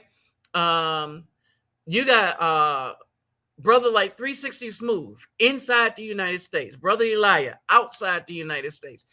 There is no place for them to run. And so when I say they're taking all kind of losses, this is what I mean by they're taking all kind of losses, because they're being hit with the truth no matter where they turn to. They turn to the east. The brothers, righteous brothers are there. No, we don't want you because you decide to become wicked. And these women here are feminine and they're working harder than you. They turn to the west and you got brothers like 360 and Mr. Gigi in the United States. Oh no, they're like, oh no, you're not wanted here either. You become too much of a risk. And some of them already, no, I'm happy with the woman I got. And we're still going to call you out, because we run our house, right? And what we're saying is truth and righteousness. And they can't handle that. And so what they did, and this is the thing, while I say that these women are geniuses in their wickedness, while I say they know exactly what they're doing, what I will also say is they weren't wise enough to count the cost. One of these women can be very manipulative, right? But one of the things that they don't do like men do is they don't have linear thinking where they can see down the line the repercussions of their action. They see in the moment, right? They see in the moment better than men do in the moment. Like I told brothers, women can see. The reason why women have so many names for colors that we say it's just blue is because their eyes can see 10,000 times or 10,000 differentiations or whatever. They can differentiate 10,000 more times what we can see in a color. That's why they're so good with colors, right? We're good with linear thinking. They're good with seeing like everything, right? And around in the moment, right? And so that's our strengths. And our strengths are also our weaknesses, which is why we're together. But that linear thinking, men think about long-term things. This is why we're better protectors. We think about prevention and we understand the promise in prevention. Okay? We understand the promise in prevention. Right. Versus long-range thinkers. There it is. Right. Oh, let me remind you, if you haven't subscribed to my YouTube channel, please do. And don't forget the thumbs up, y'all. Don't forget to hit the thumbs up. And my donation for what I'm doing in the community, as you know, will be in the description box. All right, my PayPal me and my what's the other one? Cash App. All right, I usually forget to say that. But anyway, so back to what I was saying. And so basically, when you look at it, right? When you look at it, in all these places, there's the same thing going on where you have a lot of single mothers, right? But what you don't have, like in Brazil, when I'm in the favelas handing out soccer balls in the favelas, right? There's a lot of pew-pews around there, automatic pew-pews and stuff like that. And you see that the community is overrun with single moms. And you will see that a lot of them look like me, my complexion, right? But what you can do is have a honest conversation with them, and you can point out, yeah, y'all just like the gangsters here, right? And they're like, true, but it's complicated. You see what I mean? They would say it's true, but it's complicated. And that's their thing. They will not fight you, they will not deny you and stuff like that. They say it's true, but it's complicated. And some of y'all have seen some of my YouTube videos where I'm in a discussion with a couple women from Rio, right? And of course I'm translating it back into English from Portuguese, but we're having political discussions, we're having spiritual discussions, right? You can't do that with the Bdub in the United States. And in all of this stuff that's going on, right? In these communities, they haven't lost their femininity, right? So when they use the excuse, I lost my femininity because I have to work and stuff like that. And everybody in every country, there's no such thing as 50-50. The man is in charge of all the finances and the women bring it into the home. And some of the times the man will, what do you call it? Delegate the wife to something, especially in the Philippines, because they know how to stretch some stuff, right? So the man, the everything comes into the household. The man is the ruler of what comes into the household. But wise men in the Philippines and stuff, they will delegate authority to the wife, because once them Philippines become wives and stuff like that, they know how to stretch some money, and they'll stop you from overspending, right? They're like, you don't need to do this way because here is XYZ ABC. They don't lose their femininity, right? Everything don't change. The only thing you gotta check them on is you gotta make sure they family stay out your business, unless you want them in your business like that, right? But these females in the U.S. always have an excuse for why they're so masculine. It has nothing to do with work. It has everything to do with betrayal, and they decided to go against go against nature, go against the Most High, and go against the man. And that's what happened to them.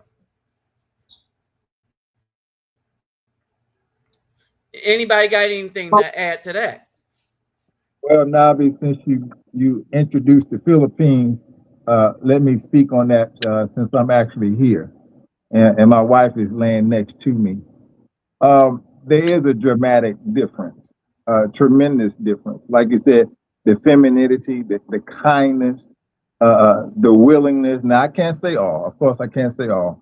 But the willingness to learn and see the direction. But at the same time, the man has to be firm. Just to give you you already know this thing, but maybe this may help some of the other brothers. When I got here, and I was actually introduced to my wife by my next door neighbor and my landlord. Yeah. And my wife at the time was 28. Now understand, guys, I'm 59. Yes, 2 Filipino women introduced me to her.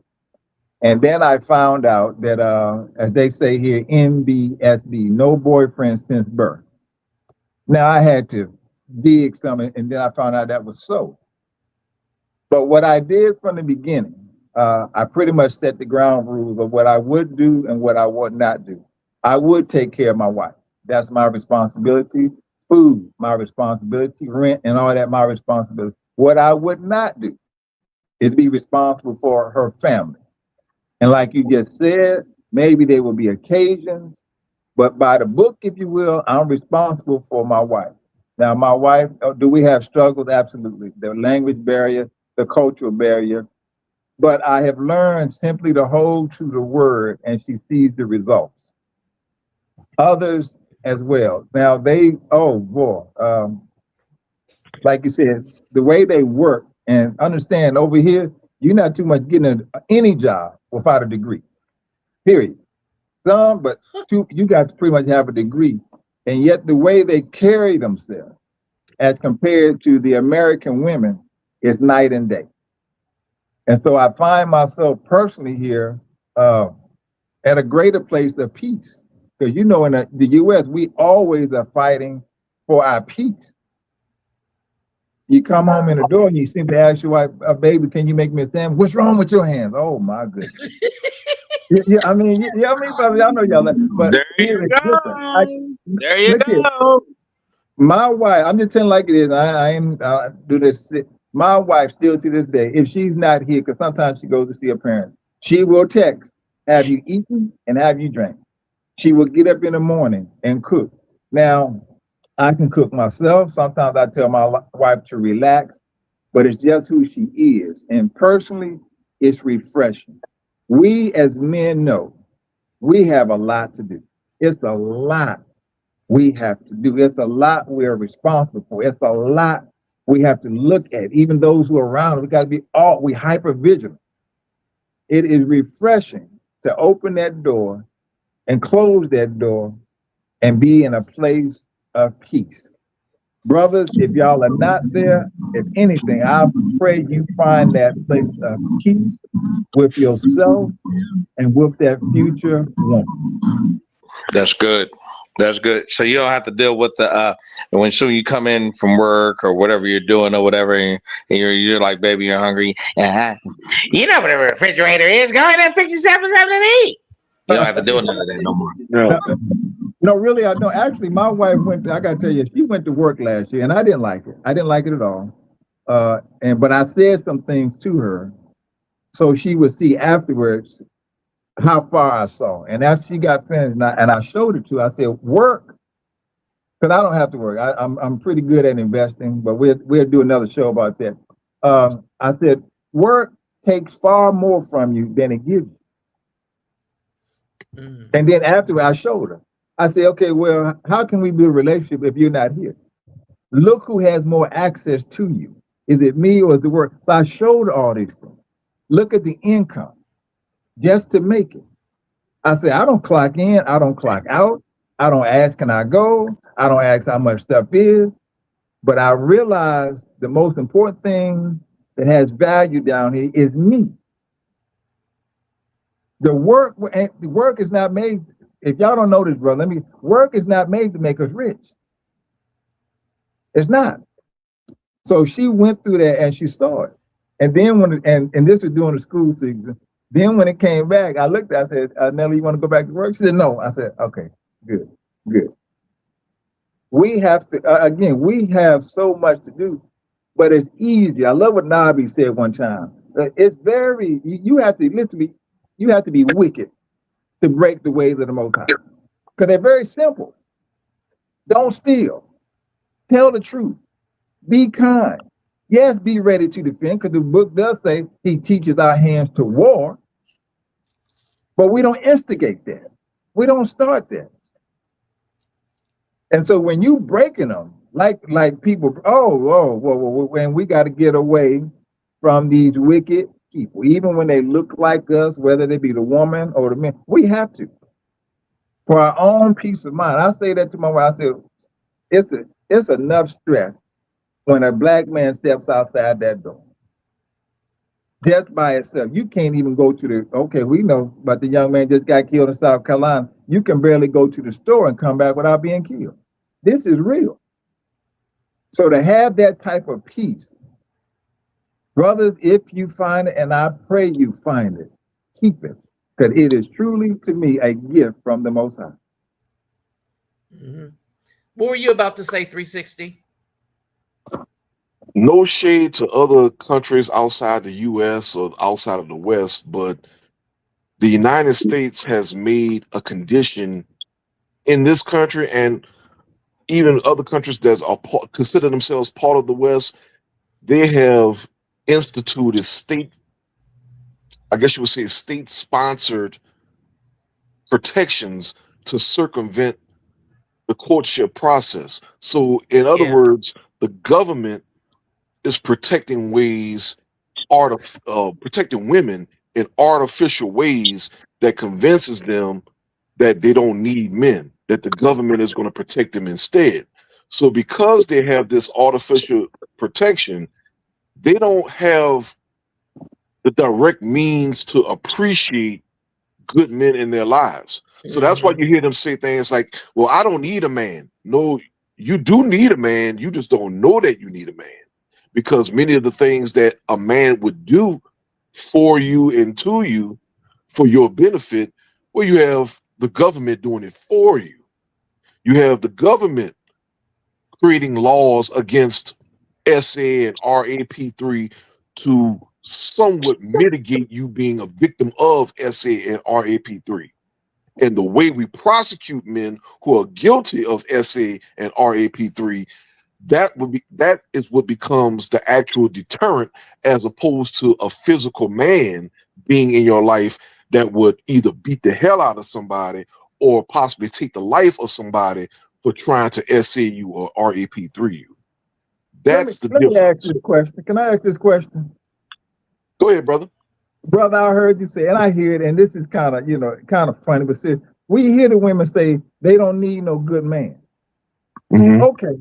But then why do they turn around and complain about the men that they say they don't want to be with? What is the logic in that? I don't need no man. Okay, we said okay. You don't need us, okay, fine. But then you turn around, you're worried if we were Becky or you're worried with whoever, but you don't need us. Well, to explain that, first of all, you have to deal with the lie of feminism itself. The lie of feminism tells these women that they are strong, that they are capable, and most importantly, that they are equal to men. However, all the ways that this so-called equality is supposed to balance out, it's a pipe dream. It has never manifested itself. It has never been completely true. Because if that was the case, if women were truly as equal to men as they believe themselves to be, then their conditions would be different. And the way that they will work would be different. See, they fought for the option of equality, but not the reality of equality. Right now, any woman in the United States, she can work any job that a man is already working. She has that option. But does she employ that option? Nope. Excuse me, F no. French toast no. They don't do the same thing that men do. They opt out of it. Instead, they still primarily work the same jobs today that they would have worked over 100 years ago. So they have never really wanted equality. What they wanted is the option of equality, not the actual reality of it. Yeah, they in their minds, men's only function is to serve them, whether it be some form of protection or some form of sponsorship, or maybe even just some act of service, such as being their avenging angels or fighting for their non-existent honor. Because if you notice, and I'm gonna use a crystal clear example, Rhoda, the brick face lady. If you all remember Rhoda came out there and created this huge scam talking about some man hit her upside the face with a brick, which was a colossal lie in itself. And then she called herself trying to shame, insult, and guilt the men who were in proximity to the place that she was at, and try to say, and all these N-words, they didn't do nothing. They just stood back and watched it happen. As if somehow, even in a perfect world where somehow men had some type of precognitive mutant ability to see the future, as if somehow these men failed to step up and protect this woman. And the way she said it is the same way we hear it all the time. And when you process it for what it is that these women are actually saying, it has nothing to do with actual protection. What they want is action after the fact. That's not protection. Protection happens before something happens. No, what they want is retribution.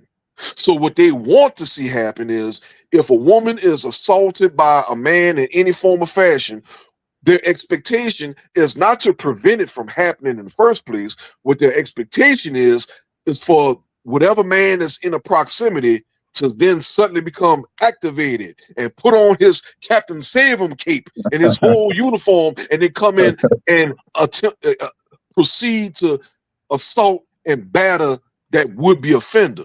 They want us to come and be the punishers. They want us to mete out the punishment that they are physically inadequate and unable to mete out themselves. That's what they really mean by it. Not protection. They want retribution. Retribution that they can't earn for themselves. See, this is the difference between men and women. Men know to avoid certain situations because there is, at the very least, some expectation or some idea that there's a threat of danger here. That if I approach this person incorrectly, I may have to fight this person. I may have to take this person's life. But see, women don't think that way. In their mind, they can say and do whatever they want to say and do because, remember, they have the protection of Uncle Sam. They use this as plot armor. Right. They think they can go and say and do whatever they want to say, with the expectation that even if Uncle Sam is not the particular man that comes and saves them and acts on their behalf, that some other man in the community will come along and save them on their behalf. That's their expectation. And you can't even get mad at them for this, because this is what society has maintained for well over a century. It has taught these women that, yes, you can always depend on a man, even if you talk all the smack that you want to about needing a man.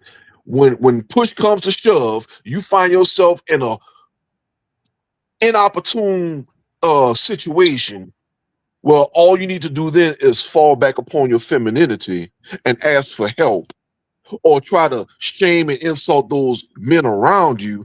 And yes, they'll happily come along and save you. For the greatest amount of time, that has been their truth, their reality. Why they're mad now is because men are starting to smarten up from that. They're starting to realize, hey, wait a minute.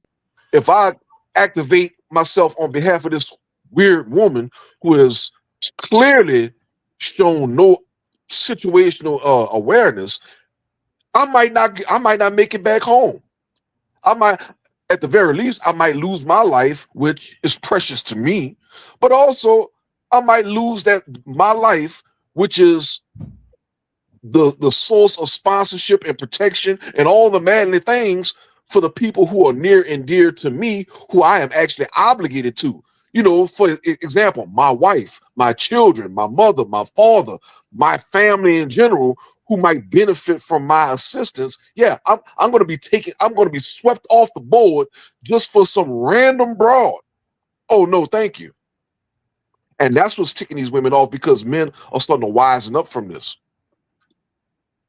Exactly. Too many men are losing their lives, and we see that they're leaving children stranded. They're leaving wives stranded, all because of protecting some random female that's going to go right back to the thug love behavior she had that got her in the situation in the first place.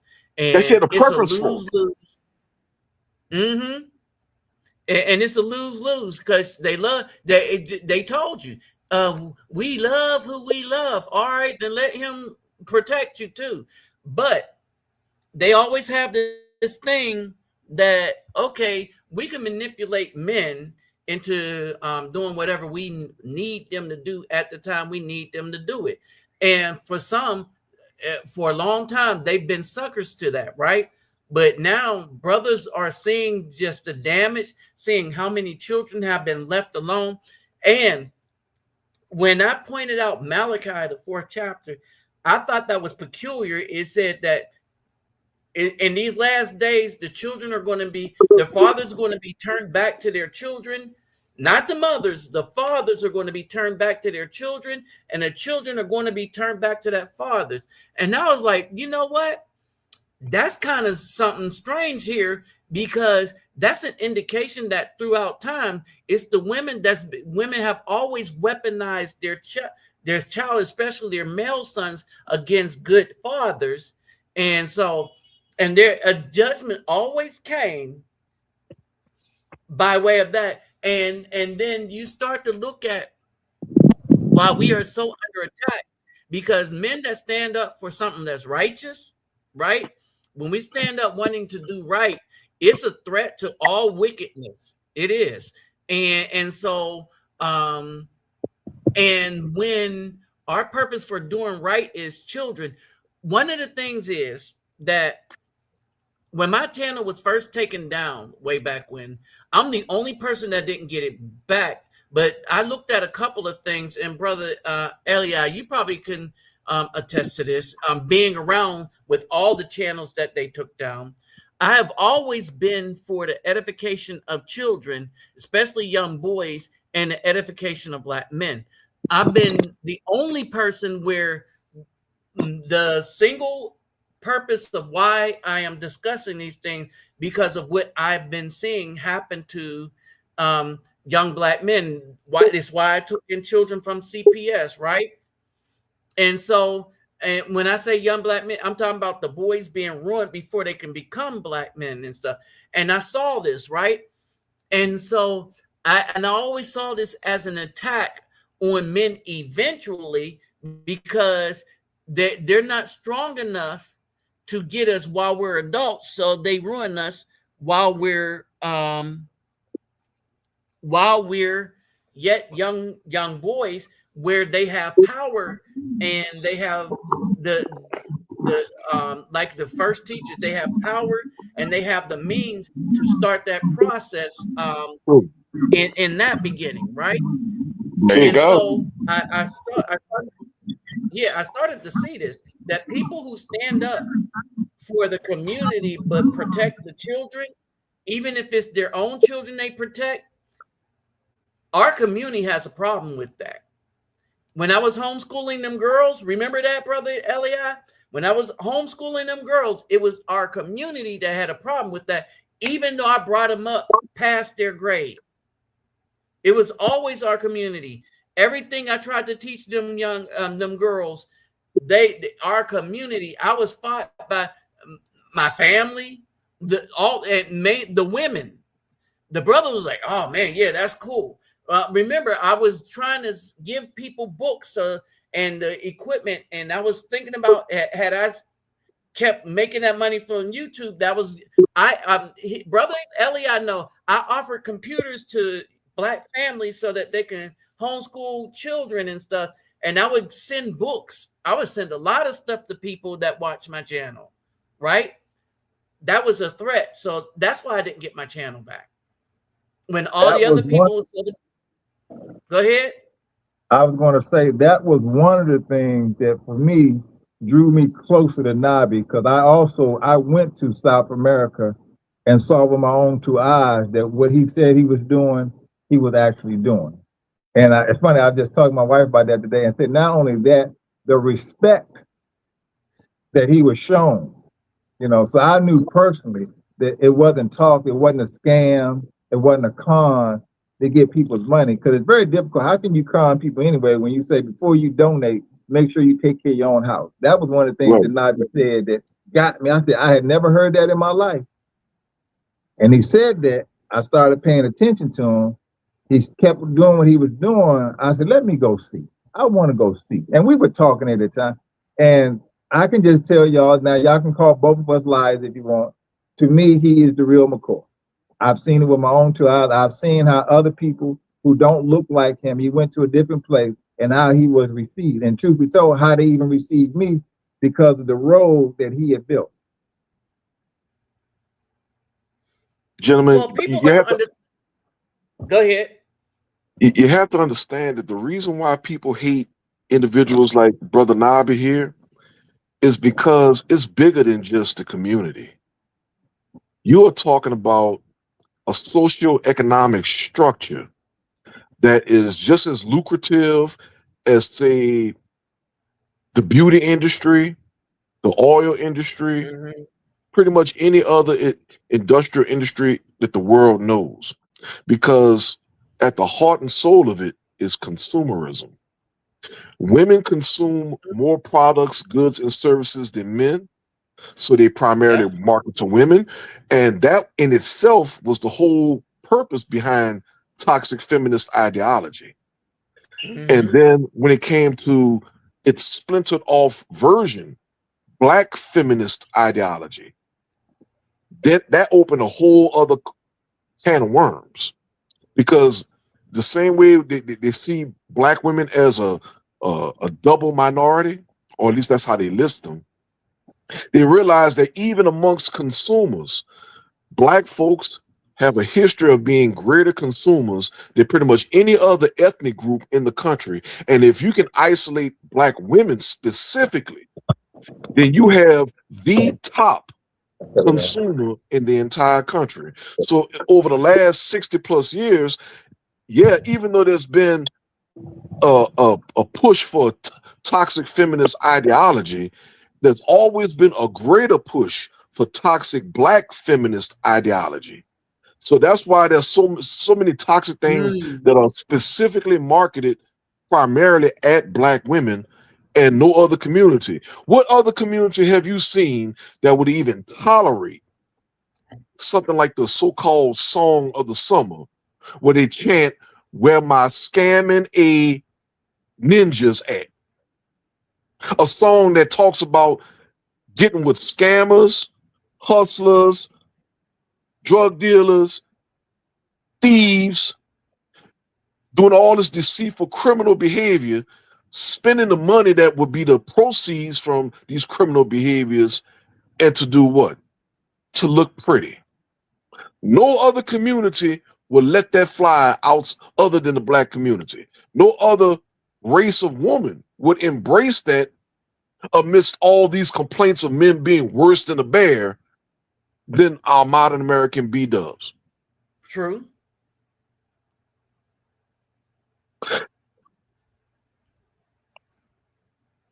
We don't see that. We don't see that at all in any other communities. Go ahead, brother GG. What was you going to say? Give me one moment, man. Somebody's coming by with some music in my background. Give me one moment, please. And brother Gigi, just jump in. That's why I say, well, you know. But anyway, yeah. So, okay, gotcha. All right, gotcha. Let me piggyback off of what 360 Smooth was saying. Okay, let's think about there was a video I just seen the other day. You know, about abusive Black women or just women in general in the States to young boys and girls, where there was a video where I just covered it. Did a duet on TikTok about it, where the father had dropped his little girl off, I guess, to his fiance's side of the family, and the fiance's side of the family is a 4-year-old Black girl. They ended up actually chaining her up inside of their like a pig and everything, man, and beating the crap out of her for several months and years until they found out that the girl's body came up missing. You know, she's dead. You know, The police did get her. And a lot of people were questioning why DFS, in my state, we call it DFS, Division of Family Service, right? You guys might call it something different in your state. Why come they didn't do a well check on the girl? Why come they didn't do this? Why come they didn't do that, right? And then I seen another video right after it where a little boy was like, we're going to say the little boy was like 4 years old. And the mother asked them to carry this big packet of water to the door because I guess they got groceries. And he was struggling to do it. And then he said, "Mom, I can't do it." He said, "Just take it in there." And he dropped the whole thing. And somebody, a neighbor, had a Ring door camera showing her, right? So when he dropped the water and the water spilled everywhere, the bottles did, she punched him in his face and smacked the shit out of him and said, "Get this stuff out the floor." She said, "You're weak. You're a piece of," I can't cuss on the show because you don't want me to cuss, whatever. But the point is, she got him a piece of, And I said to myself, right, that I'm glad the Ring door camera lady or guy, whoever the neighbor was, actually displayed that because it really showed that at a young age, right, the African American Black woman, right, will actually damage a kid, will actually go through a lot of trauma. They're usually the first ones, like in school, if a kid did something bad or whatever, they're yelling, though, "You're stupid," or whatever. "See, you need to draw it like this. You need to do it like this," or whatever it may be, if they don't get their homework assignments or whatever it may be, right? My own daughter told me that her grandmother had yelled at her, right, when she was doing some math. But when she comes to myself, right, good thing I got a teaching background. I actually got a marker board. We do demonstrations and we laugh and we color and things like that, because I have a little bit of a teaching and a tutoring background or whatever, right? But it's the atmosphere that is developed for the young African-American girl or boy or whatever, right? The dynamic is it pretty much explains itself that over generations, a lot of them are actually taught that, hey, if my mom or my dad did this dysfunction to me, I need to do the same thing to my kids. And I came out okay, so my kids should come out okay too, right? But within my personal life, even with my own daughter or whatever, right? Because, we got joint custody agreement, whatever. She sees a difference between my type of parenting as a father versus her mother's type of parenting and the grandmother on her side or whatever. But a lot of you guys, it is very, very deeply ingrained to actually destroy and diminish a kid. So then therefore, when the kid gets over, they can actually question their behavior. They can question their mentality and different things like that. But to go back on what 360 Smooth said, though, right, it goes hand in hand with homelessness, right? Homelessness, I did not know this is a very, very big business. You see where I'm at? So if Afro Nabi had went out and say, for example, and actually took the proceeds, not just did what he did to do the donations, but to help out the homeless, oh yeah, they'll be pretty pissed off at you. You know why? Because it is a very, very big consumption, though, of business to make sure to degrade people and make them look like shit. So then therefore some of these other companies can make a lot of money out there. I mean, it's fucking crazy, and it goes hand in hand with what 360 Smooth said about, hair consumption or just consumption of products in general, so that's why I wanted to say. I'll give the mic back to the next person. G, let me piggyback off what you just said just now. Notice how in every city across the United States, they may put millions, if not billions, into finding different ways to displace the homeless. They may put millions in place to find different ways to feed or temporarily shelter the homeless, but they put zero into workforce development. They put zero into giving these people the resources that they need to make them ready for work. That's true. I'm gonna say something else too. When they want to move them homeless out of places that they've secured for themselves, they'll move them. We need a stadium, or we having this event. They'll move them. When I went to Brazil, what started me doing what I do outside of the United States was Brazil. I went right after the Olympics. In Brazil, the homeless live literally in the street. People just walk. They'll be right outside the store. You walk right over them, walk right past them, and stuff like that. And it's nothing. And you could tell a lot of them chose a hard life and stuff like that, right? What I do notice is they usually sleep in the street by the restaurants, and the restaurants make sure they eat, right? And so I always see them with plates, eating and stuff. So that's how they take care of the homeless. The restaurants that the homeless sit by, they take care of them, right? And so it was the first time I was like, oh, they're just gonna walk right past these homeless people just laid out on cardboard boxes, and we're downtown. Like, if you're downtown, you just walk past them and stuff. So if you got something to give, you give to them. The children, like they'll sell like little halls and stuff like that. The halls I'll buy, because Brazilian halls got something in them that just knock everything out your nose, like super mental lifters, or I don't know what they putting in it, right? But what happened is they don't do like Colombia. They don't harass you, right? But I was like, wow, they're in the steps of they're everywhere, right? But the Brazilians don't have police moving them out because there's an event. Yeah, everybody just step over them. And in the United States, it is a big business. In Brazil, it's not a business at all, but it is a business model. All right, it's how a lot of nonprofit churches funnel money into jets and helicopters and stuff like that, right? And I was like, that's quite interesting, right? And so when somebody comes along, right, that don't see the money that they're getting as their money, then that would be a problem. If somebody give every red cent. I was even audited by the IRS. Really? Yeah. I got audited by the IRS because I gave everything away, and they charged me $3,000 extra I had to pay.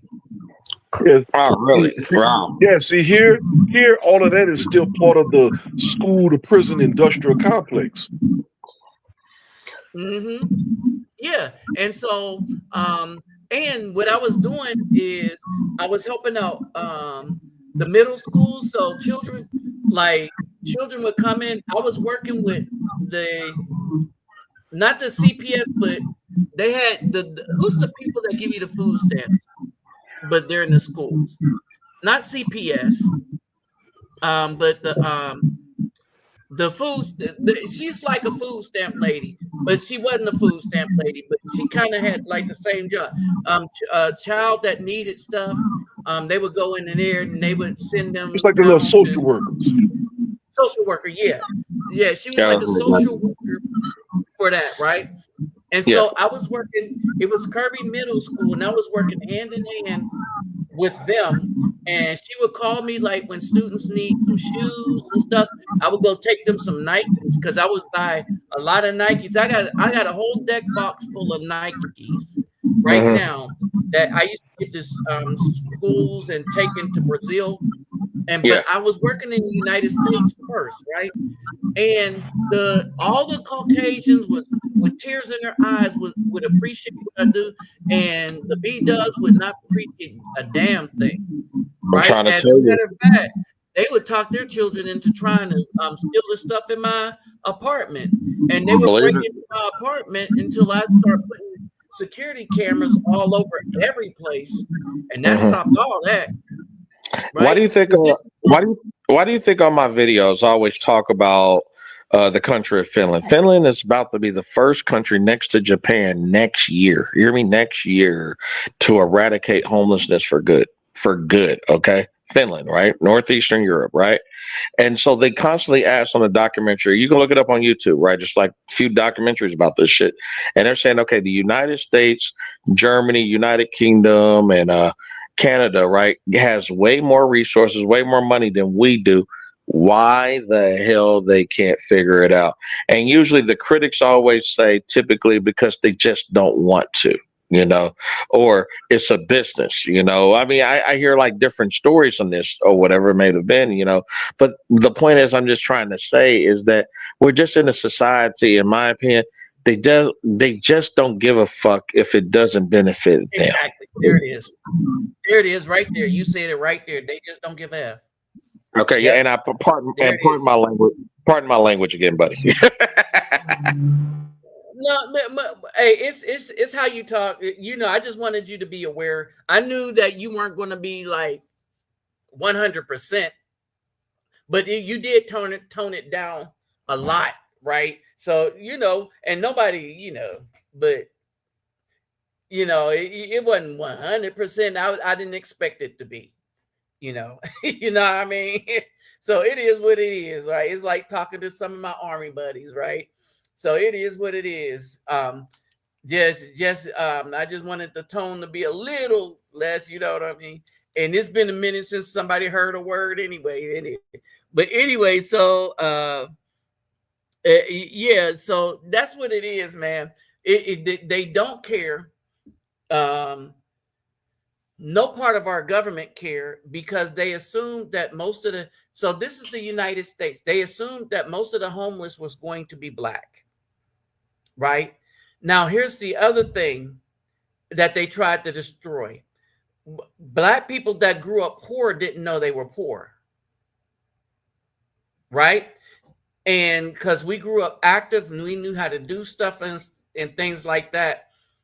And we didn't have materialism, the materialistic mentality at the time. All right. So we didn't know we were poor. You know why the crime rate rose so much in the black community in the way that it did? Because they got the Bdubs to brainwash and introduce materialism into the home. You know, Nikes, and you need Nikes and stuff. And stuff. And the women start using a lot of the money they would get from men to buy ridiculous Jordans for their little babies who could barely walk, much less play basketball, right? But introduce materialism. Now, here's what happens to materialism. You start to understand that if this is having, then you don't have. We didn't have that dynamic when I was coming up, which you don't have, right? Because if we was good enough, if one person got something, we was creative. We built go-karts and stuff. We built our own bikes. We would get derailleurs and all the rest of the stuff. My first 10-speed I had, I built. All right. I built and painted myself. And people tried to steal it, but I built and painted myself, right? Painted it myself. That's what we were. And now the children are raised to be materialistic, like the mentality of the moms. And so now that that's there, people will club you over the head to get your shoes now, because materialism and the amount of money is more important than being happy. Think about this. The woman wants the man to work himself into the ground and never be happy, right? This woman on Pop the Balloon or something, there was a surgeon, and all he was a surgeon. And I was thinking about Heyman on the Living Color. You only got one job. So what? You make $1 million a year. It's only one job, right? And this woman rejected this surgeon. She's like, that's all you are as a surgeon? You don't got no side hustle? And understand that she would prefer a man having a side hustle that makes less than a surgeon, but he a hustler. And these women have said that they prefer a scammer, a dealer over a 9-to-5, right? Why? They want to be, they're in love with an image, and they teach this vanity to their children. And so in order to get things to build up this image, which is a straw man, they will do violence, They will do robbery. They will do all of this, right? And it is why it says it don't say that children are oppressors and women rule over them. You got to read it to the end to see that the women cause people to err. The women that rule the children who now oppress the community, right? And so she trained the children to oppress. She rules over them, and she causes the whole community to err to the point that the community becomes no good, right? Another thing that I noticed, you don't have a lot of righteous men, and there is a threshold when all is lost within the community. We haven't reached that yet because a lot of righteous brothers are starting to stand up. People think that you're going to find the righteous brothers in the church, but that's the last place you're going to find them, right? You're going to find them just standing up. You'll know them when they start standing up against wickedness, right? And that's all it is. We are who we are. That's always been our purpose. That's always what's made us different from any other group of individuals. Us, the black man in the United States. We used to stand up against the unjust, and we used to stand up against the unrighteous, whether it would in our own group or outside of our group.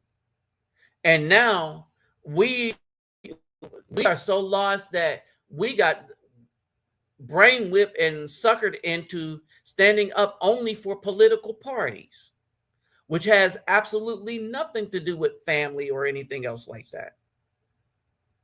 That's how far we've fallen. A political party is more important than family. All right. And a political party is more important than the children's future. Go ahead. Yeah.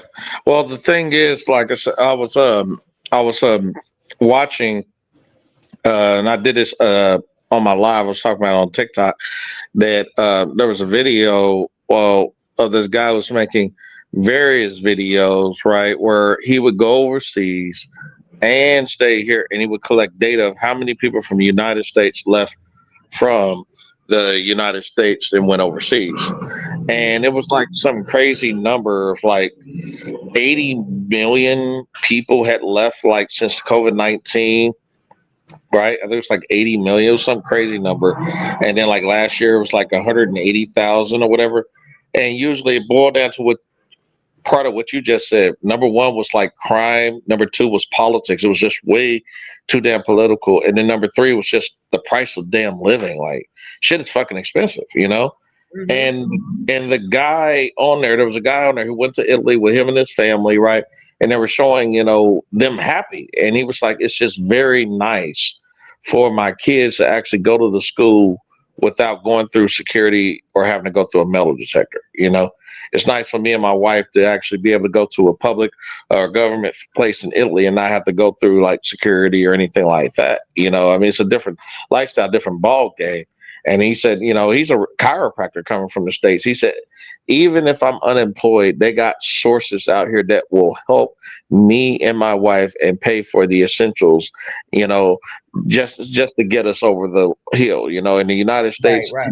You got to keep working and working and working, or you better hope and pray to God you got a residual income, a pension, or something coming in, Social Security or whatever. Otherwise, you're done. You know, like it was for real. You know, so. But it wasn't just single guys that are doing it. No, these are families, like people who are already married and kids and shit, right? You know, for real. They're actually leaving this place, you know? It just says a whole lot. But those were the top three reasons. It was number one, crime. Number two, it was way too political, right? And then also three, it's just the high price of living. Like it's crazy expensive here. It is. It really is, you know? What's your thoughts on that? Well, I mean, that's why it depends on the group of people that are leaving, right? But the bottom line is the place is becoming too wicked, right? And so you got a couple of things happening. You got a lot of brothers that are standing up, and so brothers are kind of uniting, right? The righteous brothers are starting to unite with one another, right? And again, one of the things we do is like the podcasters, we're not dealing with them either, right? And so you got a lot of righteous brothers that are starting to unite, and we will be better off once we get to the point where we know who to trust as far as resources, right? As far as sharing resources, who we can deal with honestly or righteously, right? And so when we cross that threshold where the righteous people will be able to unite with other righteous people and put together our resources, that'll frighten people, but it'll be less of us, and it don't have to be that many of us. Because it's another thing that I noticed, that there's a natural threshold that will determine the survivability of a community, and it's a people threshold that will determine the survivability of the community, or whether if you go below that community, that community might as well be utterly destroyed, right? When we talk about Sodom and Gomorrah in scripture, what people don't know is it was beyond the threshold where it could be saved. And the Most High knew that, but the Most High was trying to get Abraham to see that it's beyond the threshold, right? And it wasn't just Sodom and Gomorrah, but it was all the surrounding cities. It was below that threshold, so it had to be destroyed, right? And our community, it has not reached that threshold, and I don't think it will reach that threshold because of the amount of brothers that I see standing up, right, and speaking to power, right? They're speaking out against wickedness. They're speaking out against, and y'all are not going to call it wickedness. I would be like 360 Smooth, and when you hear his thing, he's speaking out against wickedness. We might say foolishness, but people don't understand. They might look at his vernacular that he uses. Oh, beast, shut up. That's what he's doing, though. But he's speaking out against wickedness, right? Because he hears it in the statement that's being made. And when you go back and look at the statement, it is a wicked statement. It is a lie. It is bearing false witness.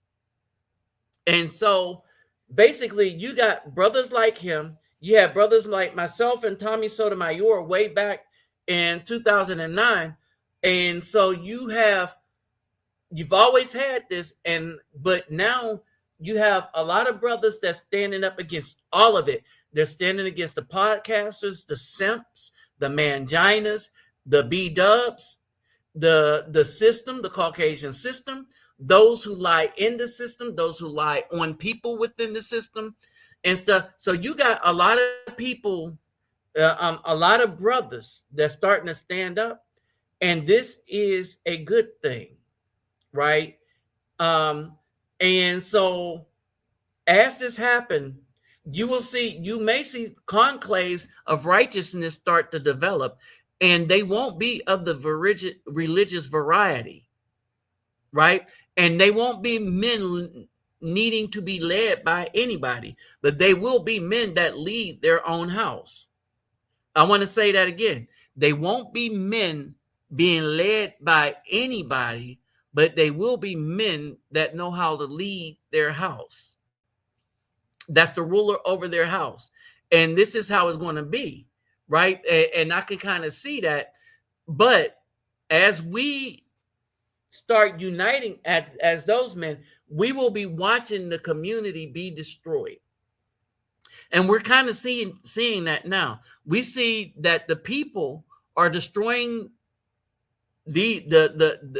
we are being destroyed by all those around us, But the men that have been standing against unrighteousness, they're making it. They're surviving the onslaught, right? And that's what's going on. And these women will not repent, and so they're a lost cause, right? And everybody now sees that, and the more people see that, it's the more popularity brothers get for wanting to not be a part of that dynamic, right? And that's the other thing that set Passport Bros apart, and brothers that's been speaking. So you got two groups of brothers. You got brothers that stayed in the United States, and they've been speaking out against the wickedness in support of men having the right to be righteous. And then you got the brothers that separated from the mess, and they're leaving. They have left, and they're building up outside. And so the wickedness is being hit on both sides. And when you look at it, it's still a minority of brothers, but it's enough for that enclave, and it's enough that people now hear the righteousness that are warring against the wickedness. And the wickedness is going to destroy much of the population, but the righteous dudes will be able to withstand all of that. And that's what's happening.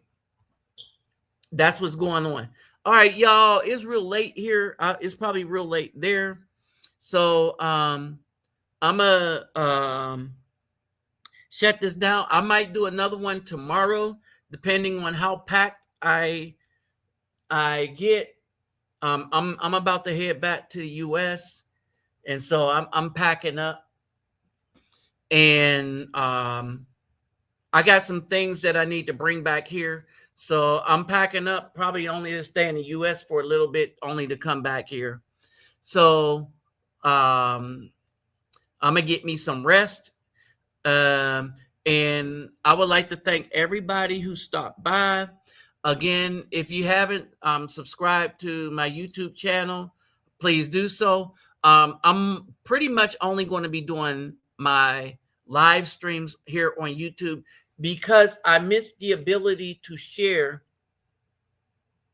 like I can and pull up like all my scripture programs and stuff like that and stuff. So I'll be doing a lot here, and I'm gonna try to grow this channel and hopefully get it to the place where I can do a lot more in communities like I used to. But you know, I got to grow this channel by a lot.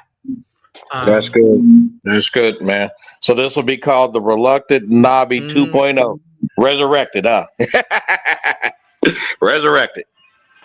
Well, yeah. What did I name my channel? This channel. This is Afro Nabi, but yeah, it's basically not even 2.0. It's 7.0. My channel's always been under attack, but yeah, this is going to be 7.0. But yeah, and so because I'm gonna need to grow it and hopefully get more donations to help me out with what I do, because right now I'm doing everything completely by myself, right? And so I'm using all of I use like most of my pension money to do what I do, and it's cool. But I had to scale down how I do it. So that's all I did. I just scaled it down. I didn't stop what I was doing. I scaled it down and picked out Brazil is always going to be in my heart. So that's place number one. And then I'll skip around a little bit in Colombia, a little bit here in the DR and stuff like that.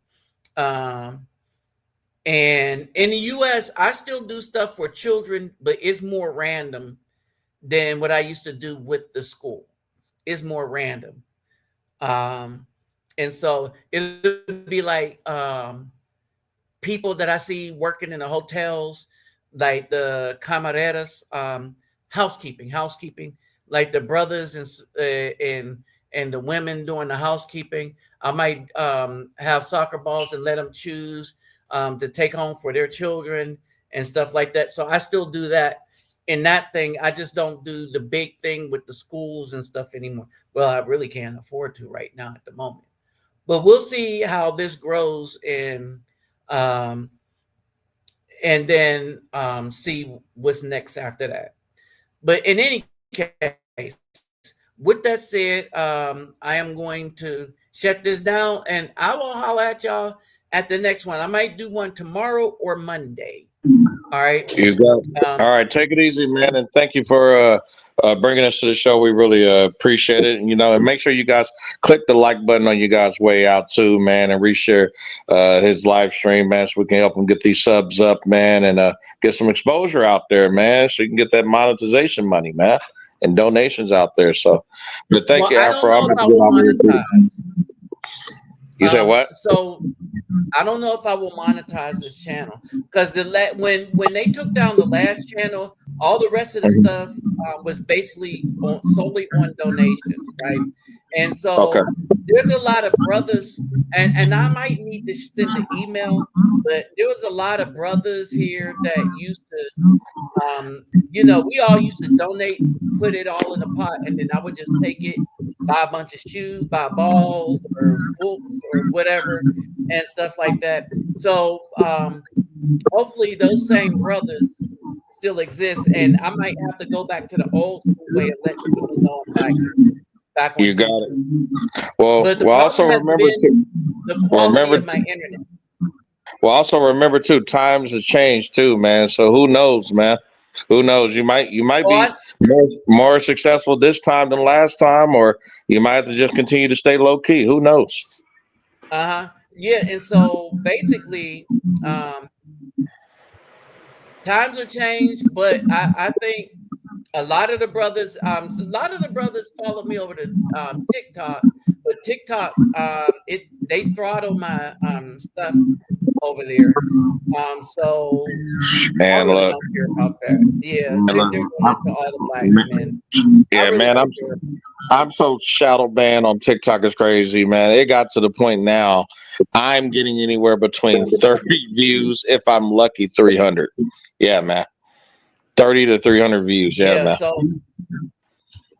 So TikTok, I don't mess with them much.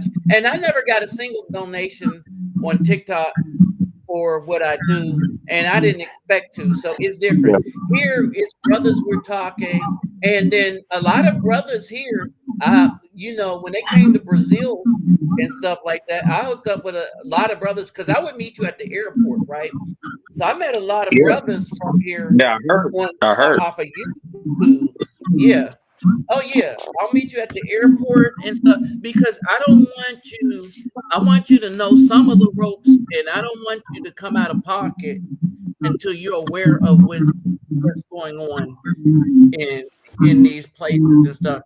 Know what apps to put in your phone and stuff. We do all that in the airport, and then I just pay for an Uber because y'all got to understand, when I go to Brazil, I get picked up at the airport because of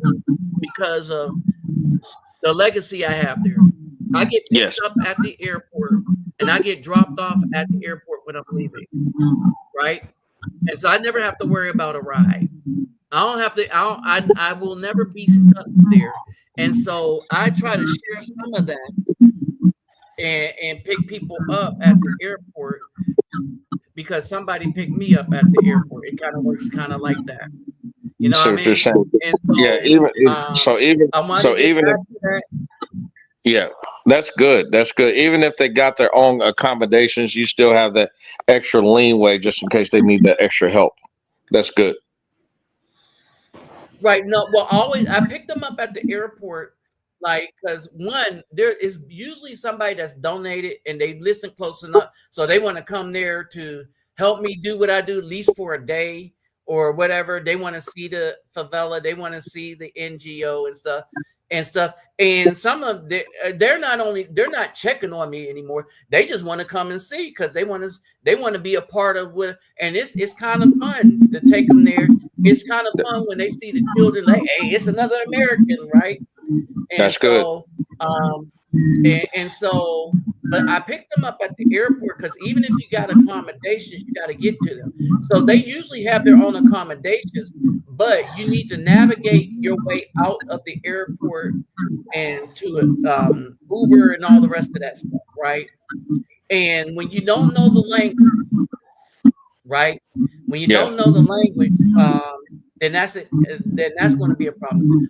Oh, I'm gonna say this. There was one brother who came, and he was on a plane with Iggy Azalea. So she was coming to Brazil. I saw her too. Big old cowboy hat on, and so she's short. You know, I mean, in the videos, she looked taller than what she really is, right? But yeah, you know, so you never know who you meet at the airport. But yeah, I saw her there. But in any case, yeah. So I'm going to get it back up so that it's a community right there, because we had a tight knit kind of community before YouTube just really, them women came in and just slaughtered everything like that, right? And so it's up to me to build it back up, and I'll just go back. I have everybody's email, and some of the times to get around all this censorship, we got to go back to the old school way, emails and stuff like that, because they still work. That sounds like a plan also too. Yeah, because even in TikTok, man, it's just so sensitive with the information we put in there. Even the voicemail, you know what I do, voice recordings. Yeah, Right. man, I had said so much information to just certain people. Well, it violates community guidelines. I'm like, oh my God. So then I have to give them my phone number. They can contact me directly on WhatsApp, Signal, whatever it may have been, right? Microsoft Teams or whatever, right? And we're pretty much good to go, whatever, you know. So yeah, or like you said, email's a good alternative method. Microsoft owns WhatsApp, right? No, they don't Meta own. No, Meta email. does. Facebook Meta owns WhatsApp. Yeah, that's what I meant. Facebook. That's what I meant. Facebook. You said Microsoft. That's stuck in my head. Facebook owns, Microsoft Teams is another alternative. So if you ever want to contact me there, just download out Microsoft Teams, add my phone number or email, right? You guys are good to go. You know, it'll pop up right there in your contacts, and then you can just message me. You can call me directly, whatever, right? And you're good to go. Microsoft Teams. I've been using WhatsApp is good for that, but for communications also, there's Telegram, and so Telegram is very encrypted, right? Yeah. But in any case, but I'm gonna try to reach out to my old group of people through the emails, because I still got everybody's email. Sure. Gotcha. Cool. Probably wouldn't hurt too, man, to come out with your own invite only Facebook group too, private group. No, I don't have time for all of that. I barely have time to do lives, man. You know, Okay, gotcha. Yeah.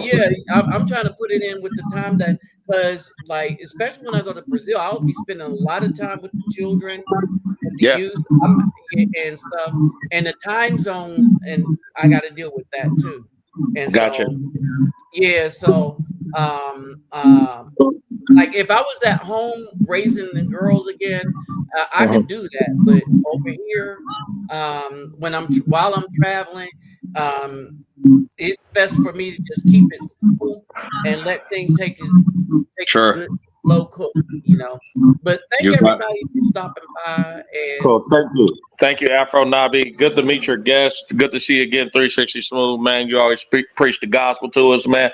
And thank you, everybody in the chat. But I'm going to get off here. It's 12:46 a.m. Central Standard Time. You know, I'm here in the state of Missouri. Anyways, I got to go out of here. Take it easy, you guys. I'm out of here. Peace out. Peace.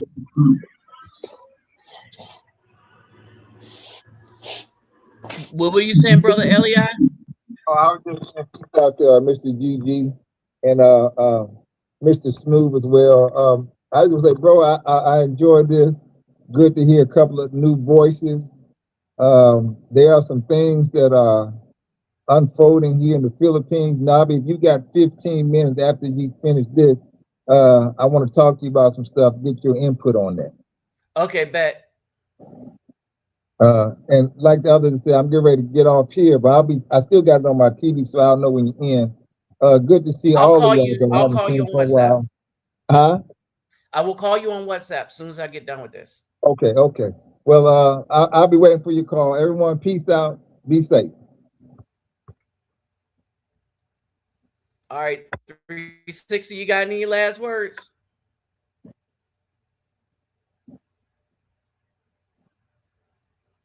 $360 Smooth, you got any last words?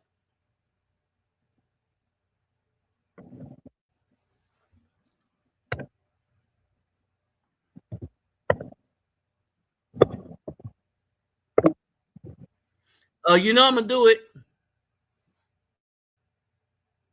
360 Smooth, you got any last word?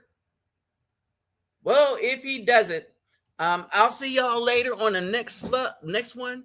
And thank you all for stopping by. Peace, love, and soul. I'm out.